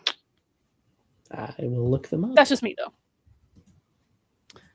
All right. Okay. Let's get this rolling. Now, you might know that some people in the past lived in caves. Sometimes people ask me if I believe in cavemen. There were men who lived in caves. Yes, I believe that. Yeah. In fact, Lot, Abraham's nephew, lived in a cave for a while, according to Scripture. So, yes. people- Yeah, Oh, and that's a what fun happened with story. that story, huh? Right. You and Are me, you- same are you- page. Are you familiar with the story, Doc Dino? I am not. I am not. I'll read that later. Oh I'll no. read it later. Yeah, it's it's a bit it's maybe not so NSFW. It's salacious. Ah, It's a pretty Interesting. salacious story. So yes. Mhm. But Lot what- dwelled in a cave Yeah, and then what? Yeah. Lived in caves, and sometimes they would draw on the cave walls. I always thought maybe it was the kids that did that. I don't really know. Stop writing on the wall. And do we have dinosaurs on And they cave would draw walls? things like human beings and buffalo, and occasionally things that would resemble dinosaurs. It's Do quite they fascinating. now? Oh my So here's a God. petroglyph of what appears to be a sauropod dinosaur. It doesn't. Do you No. see something there? Oh, No. there's kind of Not without, He's not saying without that the this- outline, right? Scrape right here is supposed to be a sauropod head, and that there's his body and tail, and that this is one leg, there's another leg, and then I guess this is the first, and that's a really horrifically not proportional front leg. It's like the horse people use to represent like Game of Thrones. Yes. Like it starts out beautiful and then it turns into a doodle. Yes. Yes, that's what this is. Okay, genuinely, I have no idea what the context for this thing is, Kind of does look like an anteater, though. but Oh, yeah, the other way. Yeah. Mm-hmm. Yeah, like that his head would genuinely be. just looks like. Sorry, His it head would genuinely be down looks here. like discoloration in a rock to me. It could be, Oh. right? Like it kind of looks mean- like that. It could be. I don't have a problem with this being some kind of like scratchy carving Sure. or whatever, but Yeah. it's way Well, more likely to, if it's a real animal, it's way more likely to be an anteater than it is a freaking sauropod. I mean, I was going to say, it Paradolosaur. looks like it might be a discoloration on a rock, but then someone, Yeah. it looks like someone scratched the rock with another rock to make those white lines surrounding the discoloration. Yeah. That's what it looks like. Yeah. Yeah. Yeah, exactly. It does. That is very much what that looks like. Because this is just like a stick. There's no like thick neck here. This is just a big like stick, and I think that's just discoloration in the rock right through here. This is like a vein or a seam. But I'm not a geologist.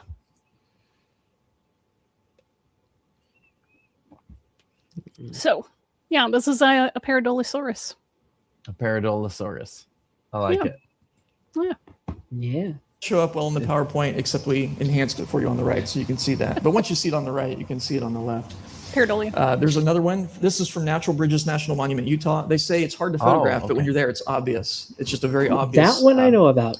long All neck. right, let's So hear. for, Talk to Let's us. hear it. so for that one, there is actual art there. They're ignoring some of the lines in it, and they're grouping in an actual just discoloration in the rock as Okay, part of the art. of course. Also, this what picture quality is this? This looks like It's ter- this literally looks like something you fished out of the toilet. Like there are actual quality pictures of this thing. Like, to me, it looks like someone drew a snake. And then whatever's going on down here, those are just features of the rock. Those aren't stubby little feet. But maybe I'm just not there in person. Maybe it's like super obvious if I'm standing right in front of it. Maybe. Oh wow, This this is some one. beautiful petroglyphs. There are some there. sculptures in France that they call them salamanders, but you can see Yeah, those are just lizards. They're regular like creatures that we find in real life. I mean, to me, that Mhm. looks like a monitor lizard. Maybe it's a salamander. I don't know. It's difference in scale, really. So it kind of does, but also like the image in the top right, so that comes from the image on the left, that Mhm. can't be a dinosaur because it has overlapping scales. Dinosaur scales are not like that. Except We for do the have except for the um, scales on birds' feet, they can do that to a degree, but they're modified feathers. It's weird. and like the little bumpy skin. That's still going today. We also have impressions of like bumpy skin from these fossils. So these are reptiles. This is ridiculous. they're scaly Um, creatures. They're apparently reptiles. Some of them are fire breathing, which is kind of interesting. Again, this looks like a monitor lizard. Yeah. Like, why it are we does. calling? What? Not just Also- fire breathing, Is that It's like on fire. coming on? It's on. It seems to me on fire to me too. That's kind of what I'm seeing. Oh, I know. I get it. This is burning Godzilla. My bad. Oh, okay. It's a sick ass carving though. Right. This does look very cool. But, It really is. Komodo dragons, don't they have venom They that do. like they use to incapacitate prey? Yeah, their venom prevents blood from clotting. Okay. So it helps things bleed out and like get infected, stuff like that. Yikes. Eric Mickelson says here, I think this is the sauropod picture. Hmm. Upon close inspection by Center and Cole, the sauropod dinosaur turned out to be made up of distinct carvings and mud stains. So I think that Incredible. was the image that was like red to hell. Mhm. Like Yeah. really crappy. the examination reveals that the neck and back of dinosaur 1 are a composite of 2 separate petroglyphs, and its legs are natural mud or mineral stain. So it's like it's like Jesus on a piece of toast, basically, right? Yeah. There you go. There's the citation. Thank you, sir. Very good. Muchas gracias. I'm still trying Also, to find the I first very sauropod much- thing they showed. I agree with the okay. chat that this is a stylized tongue. I don't know what's going on. Oh, with the flames on its body, but not yeah, the, this to me is a stylized tongue. Okay. All right. Yeah. It's They fair. do be having very long tongues. All right. Press play. We know from scripture that's possible. And they resemble certain known types of dinosaurs very Resemble well. that at all. Very well. They're ancient tapestries. The That legs are completely different. One Yeah, has sorry, can stubby you go legs back and a that one has.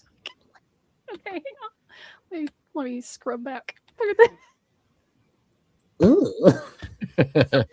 Look at you. Oh, This thing what is came right out happening? of the 1930s. Yeah, he looks concerned. It does. But like, look how long these limbs are compared to the rest of its body. Okay, just keep that in your brain. I mean, they're too small. Yeah, Well, I mean, for Plateosaurus, those are too small. Like, that's just a really old, weird Plateosaurus drawing that he probably just picked his as a similar pose, but that's inaccurate as all hell. well, you know, creationists, they're always on the cutting edge of 150 years old, research. They're always at least, 70 years out of date or more. I think Plateosaurus is nearing 200 years old. Oh, Oh, wait, no. Yeah. In 1913. anybody that has seen a medieval bestiary will tell you we know draw animals good. Okay. Or Like, just if like you know the medieval history of the cats. leopard, they literally thought it was a lion, Leo, and a pard. There's an animal called a pard, and they were like, no, it's a hybrid between these two. Leopard. This is the whole thing. Look it up. It's Oh, wow. it's so Really? bad. Oh, wow. Yeah. That's awesome. And if you look at older drawings of whales, they have like a spout. It looks like a tiny little almost like the mashed potatoes in Close Encounters of the Third Kind. It's like a small version of that coming out of its head, and it's a spout that shoots water. And it's like, whales? Why? It's so weird. Oh, Tapestries that have interesting creatures on them, including creatures that look like dinosaurs. Aw, What he's dinosaur would that be? cute. he is cute. What, Looks like a Pokemon. what is that even supposed to be? What is that supposed to You know be? what? What's he gonna say? I think it it's- is? It's Littlefoot, isn't it? That looks like Littlefoot. It's Littlefoot. But Littlefoot was a sauropod. He wouldn't have individual toes. I don't. like Yeah, this thing. I don't know. This thing looks like it's like. I'm looking at the. It doesn't really have legs so much as like those look like flippers to me. Like he's like a swimmy little guy. I don't know. It's called is it? little I don't think this is a gangrene real 'cause it animal. looks like it should die. Yeah, I don't think this is awful. a real animal. Again, if you look at a medieval bestiary, you will not recognize a lot of those animals just Wait, without anybody telling you. it's vaguely it looks vaguely horse-like to me with scales. Maybe it's a kelpie. I don't know. I'm just Okay, scratching at things. could I have see no it. idea. It's a Pokemon. Come on, y'all. Oh, Now, dinosaur fossils weren't found until the 1800s. So these were That's not true. no. Wait, That's not true. come on. Mm-mm. Like you can't That you is can't not tell me true. that people since like time immemorial have been looking at this shit going, wow, look at that. Guts It Gibbon just put out a 4-hour plus video on the Jeez. history of like dinosaur bones and Really? paleontology, a lot of this other stuff going on. I still have to People were watch it, finding but I'm bones excited too. well before the 19th century. Maybe the word dinosaur didn't exist then. is but that people were it? finding these creatures, and the thing that she describes is that people could not believe that God would let animals go extinct. They're like, well, this kind of looks like animals we recognize, but we don't see any. We're not really sure why, but it couldn't possibly be that they're extinct. That's just not possible. God wouldn't let animals go extinct. He created everything very good. So it took a very long time for people to come around to even the concept of species extinction Wow. being a thing. And yeah, and one I of the didn't know things that finally tore it was the discovery of Mosasaurus. Mm-hmm. Yep, she Um, talks about that. Yeah, just finding More this than one. giant lizard skull in a quarry in France. Hang on one sec, I got it. You're doing Yep. it. Okay. Mm-hmm. Yeah, they were like, wait, that doesn't. What the heck is going on here? And they found like I think Wow. multiple skeletons or yeah, multiple we found a remains, few. and they were just like, okay, we have to admit something's going on here. We don't see these anywhere. Something happened. We don't know Because what. it's like a monitor lizard, but it's the size of a whale. It's the size of a whale. Right. Like, this isn't a weird elephant. Yeah. Like, Yeah. you could not miss these things. And it brought about the idea of extinction, which was fundamental Mhm. to the theory of evolution. And Yep. I'm sure Erica goes into all of Yeah, that. and but she ties this into geology because those Mhm. were going in parallel. And they were like, okay, well, we're studying geology. We were starting to realize, oh, the Earth is really old. It's old as balls. We're finding evidence like of, oh, there's different types of rocks. We're starting to figure out how they form. We're like seeing evidence of catastrophes, and all of these things are feeding into each other. And it's like, oh, okay, well, if there's a catastrophe, maybe that's why we don't find these animals anymore, blah, blah, blah, blah. And like these things build on each other. So it's, the accumulation of knowledge and study. So yeah, I can't believe I sat there and watched the whole thing. I watched it at 1.5 speed, but I learned so much stuff I had no idea about. People in Sicily were walking I'm around and found excited to watch extinct it elephant now. skulls and invented cyclops. Yep. Mm-hmm. Yep. Oh, hey, thank you, Gordon Loves Science. Gordon just gifted 5 Kipp Davis memberships. So Yay. those of you that Thank just you. got them can now use Very the nice. Mud Kipp Davis emoji in the chat, among a couple others. Vish really likes Wasn't that the dodo one. one of the first examples? I mean, it was a example of modern, like, human caused. I guess the extinction. awareness, also probably the awareness of extinction too, right? It's Yeah, I mean, is my guess. humans as they went around and just decided, oh, I can live here now. They just decided to exterminate animals that they felt were an inconvenience or a nuisance. Yeah. So Well, this, and like the thing is, like the extinction of the dodo, like people paint the dodo as this dumb bird, and they probably Yes, weren't I've seen spectacularly Ice Age. intelligent, but neither are they had no chickens. natural predators. And then settlers arrived, and people didn't like to eat them apparently because they tasted terrible, Ugh. or like the meat was really tough.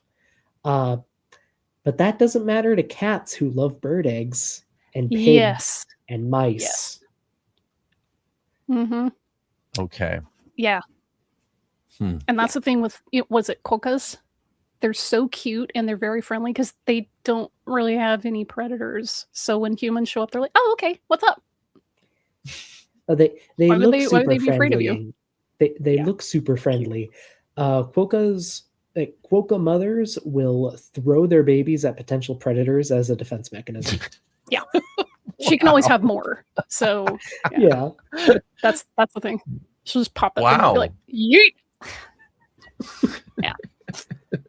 These were drawn long before that by people who apparently saw the actual animal, and they do resemble known that's kinds of not- dinosaurs. no! It appears to be That's not even close.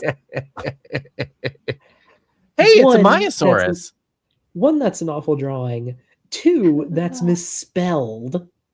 Yeah. 3, just no.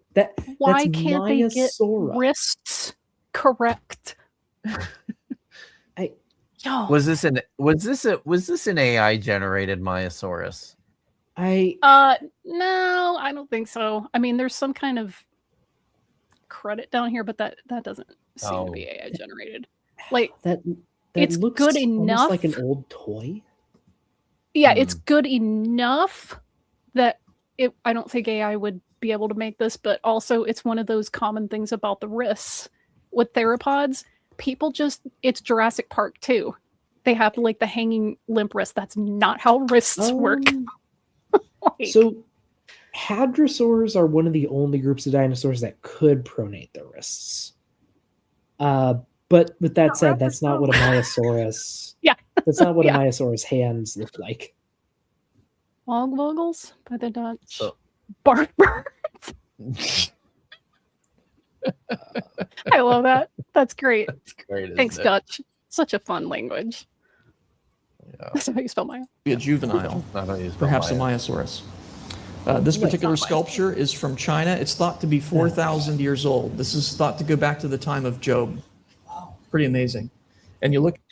Hey, real As quick, we Doc Dino, discussed. while I'm shedding on this, can you just pull up a Triceratops or Ceratopsian of really any kind, just full body? That'd be great. While I'm doing this, Sure. so while Doc Dino pulls up a proper rendering of a Ceratopsian, notice that this horn may or may not reflect the way that some Ceratopsians had their horns. But what I really want people to pay attention to is the tail. The tail that looks like a duck.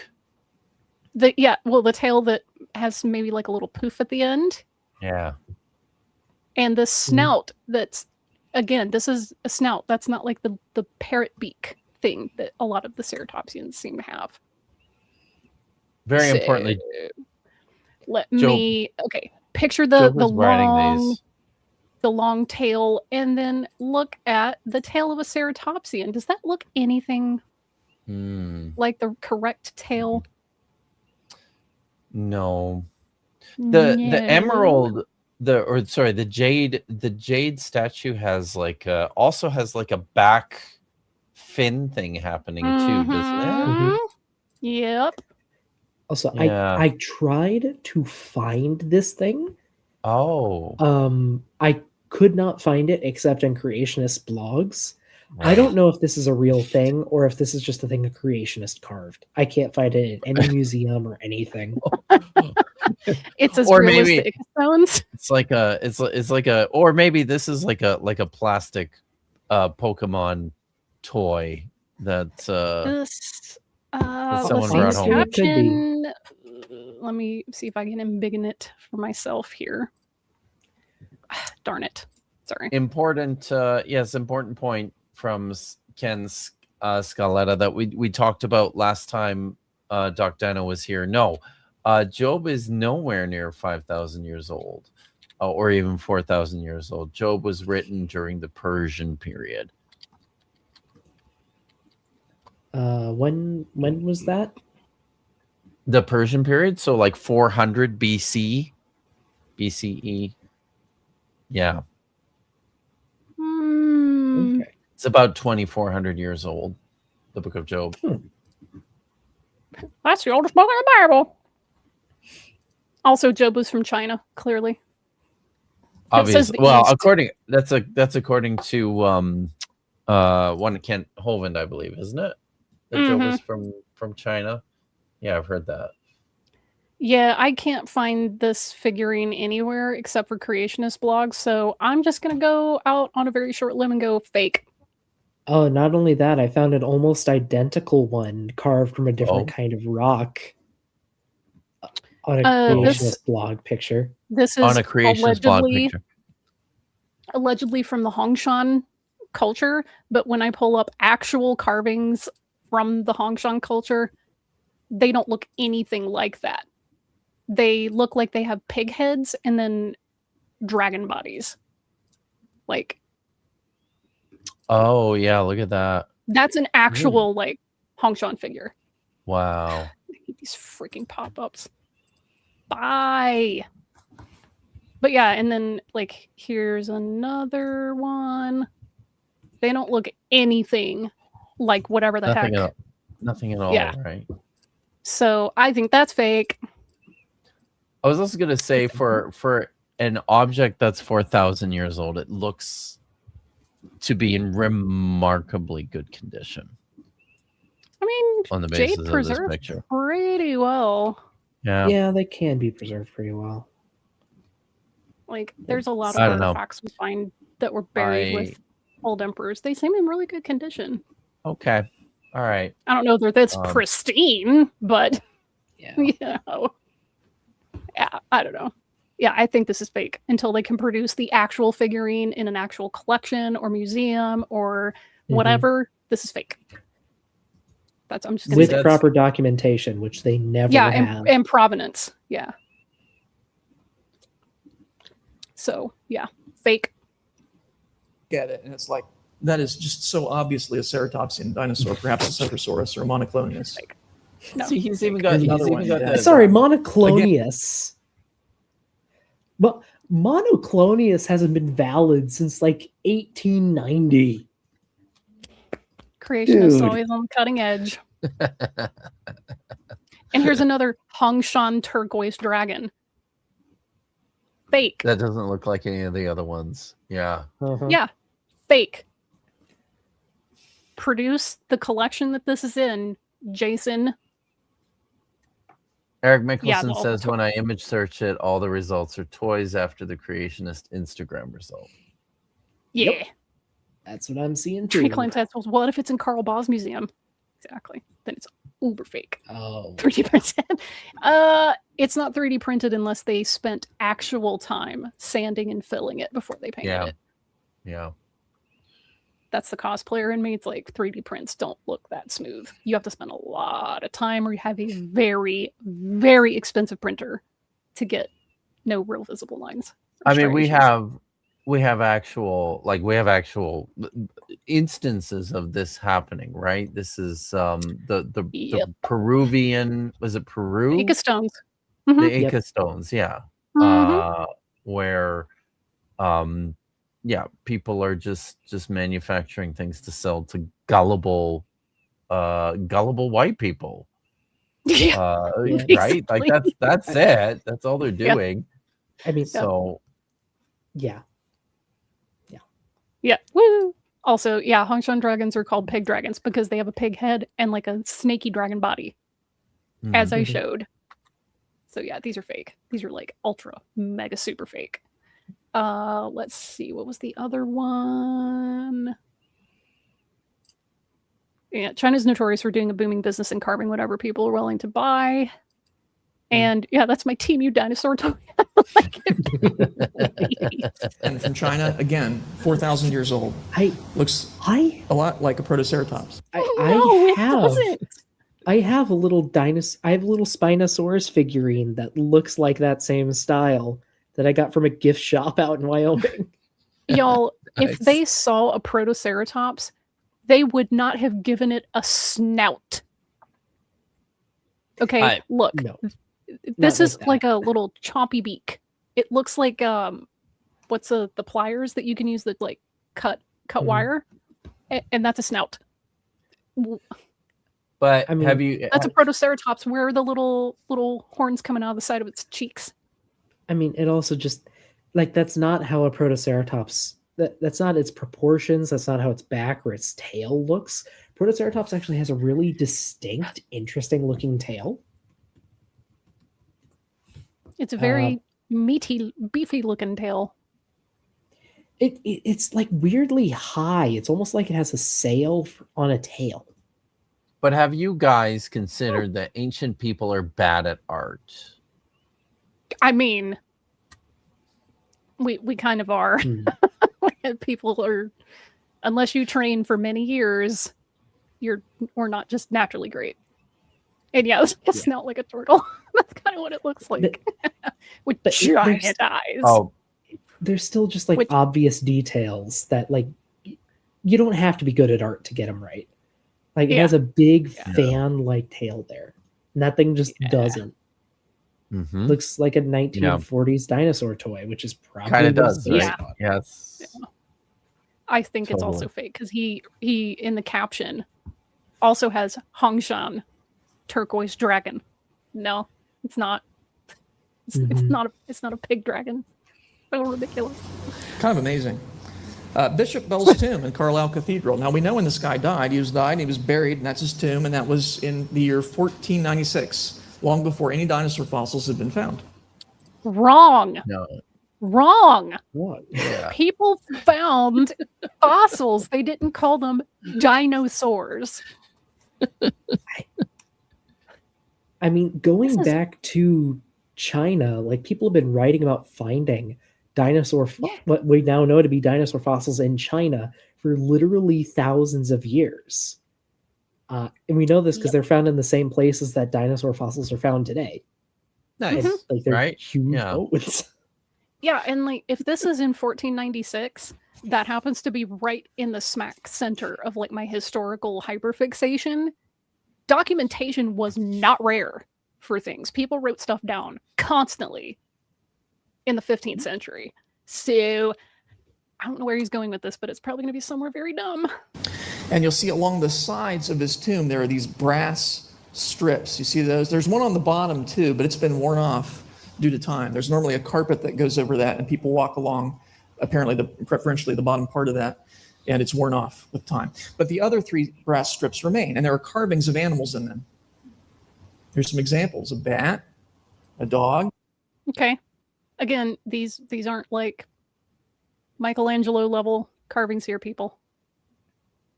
Yeah. Nope. It's a very interesting dog. It is like that is it because he has such crappy pictures. Yeah. Yeah. The flash is blotting out half of it. I have to agree here with Doc Dino that like that's a weird looking dog. I mean, it's kind of greyhoundy. I mean, I guess a fat greyhound with really short little front legs, but it's crouched. Like I think there's a bend. The fish looks like it has horns. Yeah, I mean, again, like I said, this might be a catfish, maybe. Okay, maybe. Probably not. There's scales there, but yeah, these are not Michelangelo level. No, the fish, the bird, they're a little stylized, but they're pretty clear. They're not you can stylized. tell what they They're crappy. It's fine. And then there's these guys. Oh my. Okay, look. Whatever's going on with the tail here, is that a head? It kind of looks like these it, spikes. It? These are not sauropod feet, by the way. Those are like big cat type legs and paws. Yeah. Oh, true. Yeah. Yeah. And if he wasn't such a shit photographer, maybe we could see what was on these intertwined necks and faces. Maybe don't put a flash directly on a reflective surface, dude. Which bishop was this? Oh, rats. Did he even mention him? Bishop Bell's tomb in Carlisle Cathedral. Oh, there we go. But yeah, it's like, look at the detail of the lettering here. Excellent quality. Okay. Calligrapher's dream. These animals are like, eh. And yeah, this this is exactly what I was saying. They've got heads on their tails. That's what I saw. What's even happening here? Like, the best I'm going to give you is maybe ignore the front head, these look like maybe the posts you would draw on like a lion's tail, like the end. Because these do look like big cat feet. Here, I got an And actual wouldn't you picture. know it? Oh, let's see. Oh, okay. Hang on. They're eroded to all hell. Oh my God! Oh, Right? Great. Yeah. Okay. Great. Yeah. Great. So yeah, I guess no. he.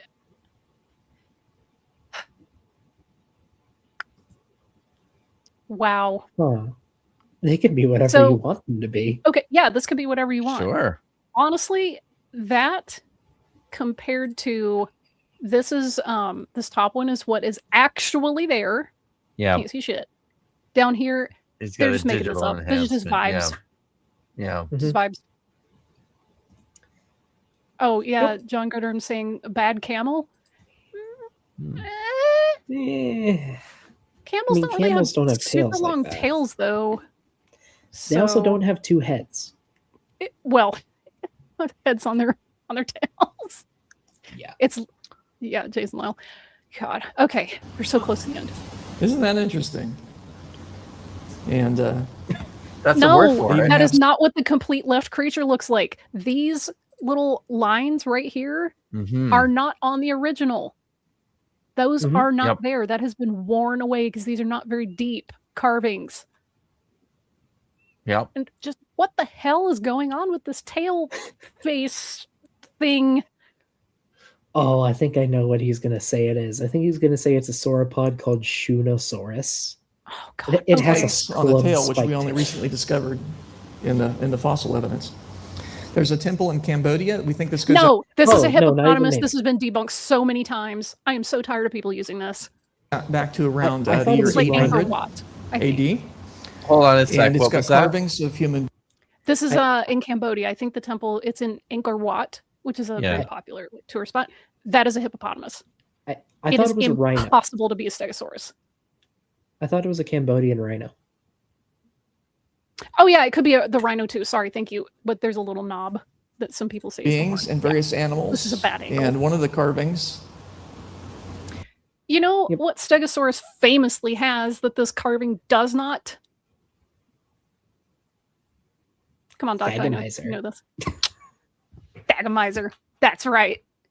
Spiky tail. That is probably the second most distinct part of a Stegosaurus. Is the spiky tail. There's it not- also doesn't have a big ass blocky head like that. It doesn't have external ears. Doesn't have a horn. Go ahead and pull up a picture of a Stegosaurus, or I should say a rendering of a Stegosaurus. But yeah, this is either the Cambodian rhino. Like again, this is a bad angle. You can't really see the knob on the head, or it's possibly a hippo. So he's probably it is he's not. probably gonna show us a picture of a stegosaurus. possibly, but I want us Hopefully. to see one Yeah, before he let's does see. it. because Yep. He's Okay. I got probably gonna one. do a stupid right. thing. Here's a Okay. stunning. Oh my rendition God. of Look how this thing. tiny the Jeez. head Like- is. Yeah, there's just nothing.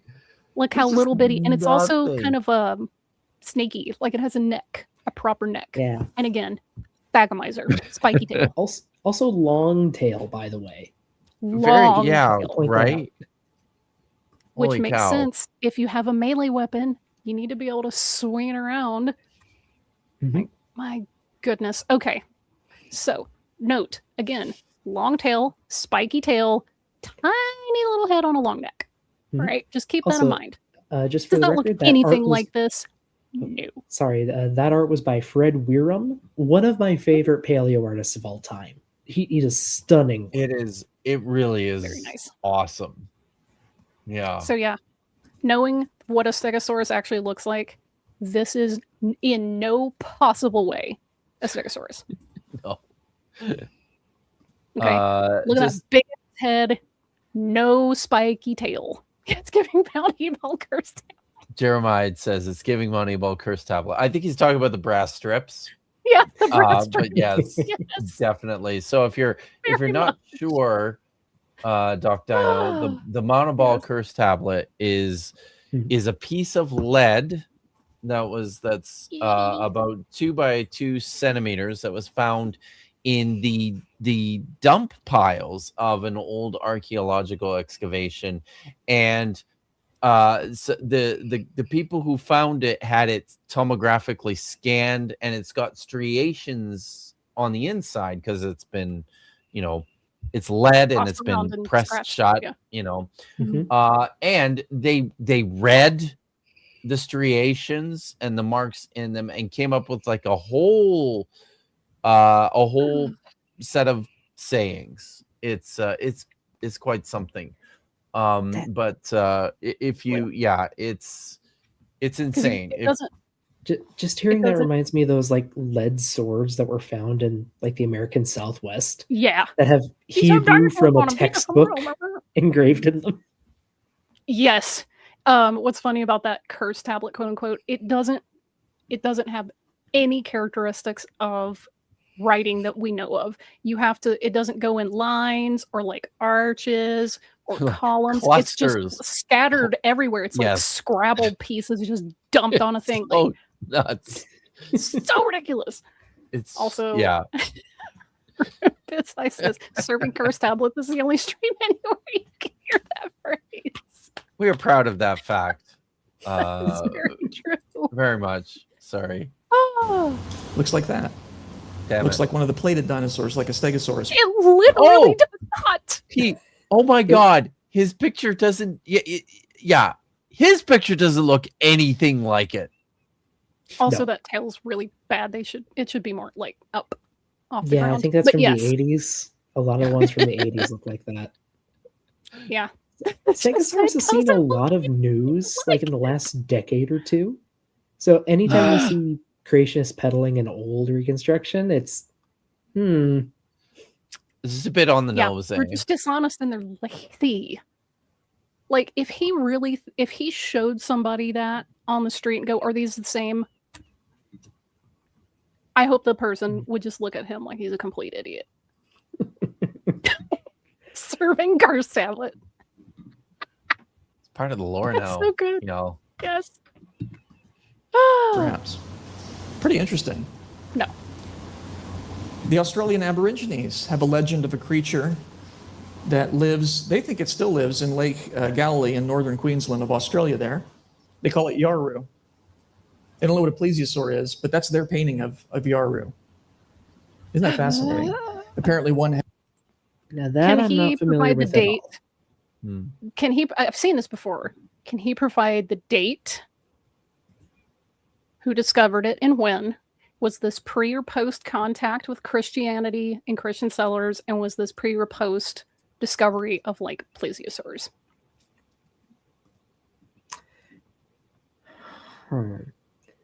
So I'm looking it up.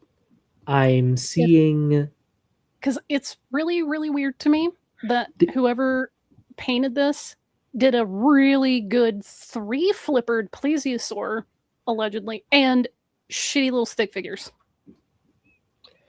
That's weird. Okay, let's see. Because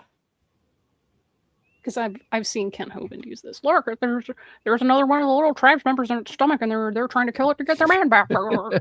So the only place I'm like the only never mind, there it is. Okay, creation.com. Okay. The only place I was seeing information about the Yaru was like Creations. fandom wiki. Okay. At first.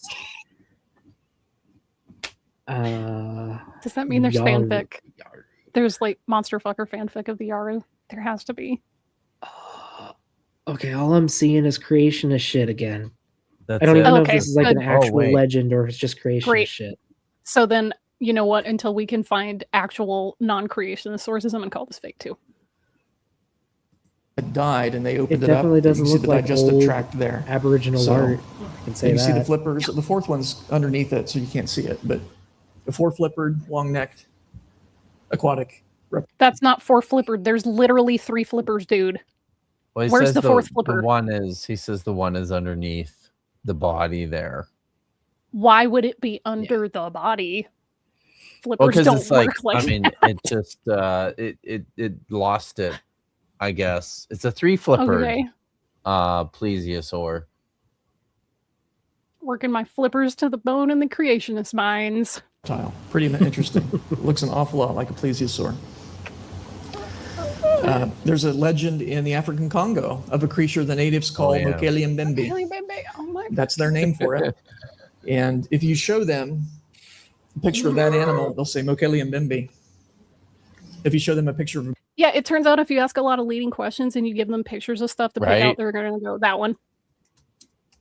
Yeah. And now also the just whole sensationalized to make money so- off of yes. gullible tourists. Right, yeah.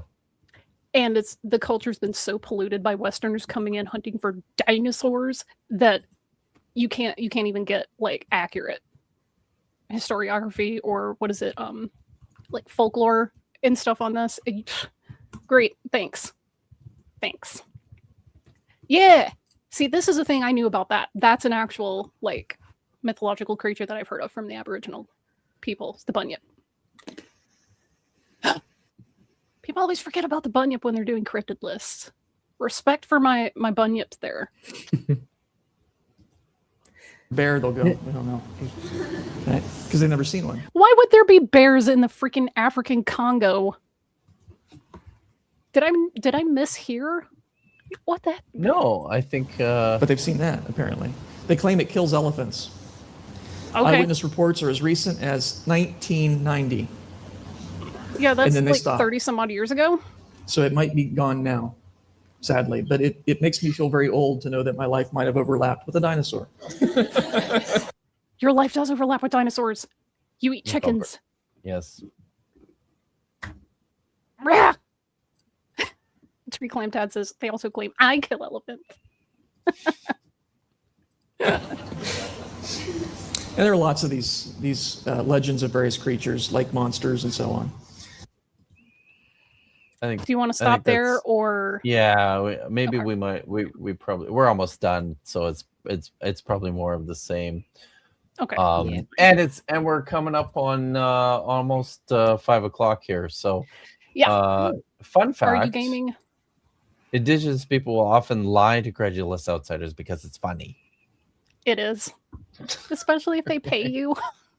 Oh my god! I remember doing this, right? Like when I was in grade 9, we did a like a student trip.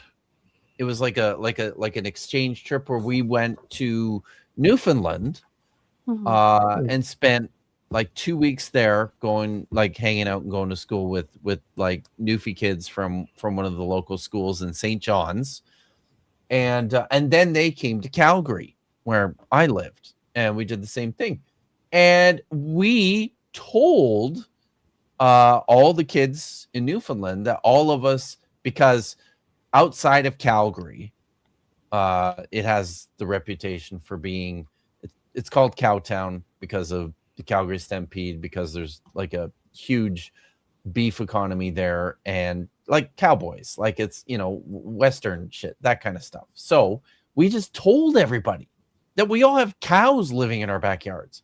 That's what we did because it was funny, because I was in grade 9 and it was fun to watch my Newfie friends going, really?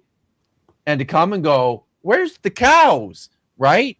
Because we're a bunch of goddamn liars who thought it was hilarious to watch this happen. So, yeah, people do You know this what we shit. did in Alabama? did you We would get new students from like maybe out of the state or from a different part of the South, and we would say, "Have you ever been snipe hunting?" Yes. Oh, sorry, I was trying to end that. Okay, yeah, snipe hunting, cow tipping. People took the Mhm. jackalope. That was seriously for a while. That was the thing. Is jackalope. Yeah, they can't handle So- stick figure boobs.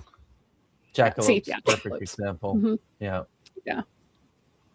Oh, Yep. Simone's got a story. With the help of an Australian friend, I got some Americans to think not only drop bears were real, but that there were drop birds in New Zealand, because New Zealand had not mammals and birds at a multitude.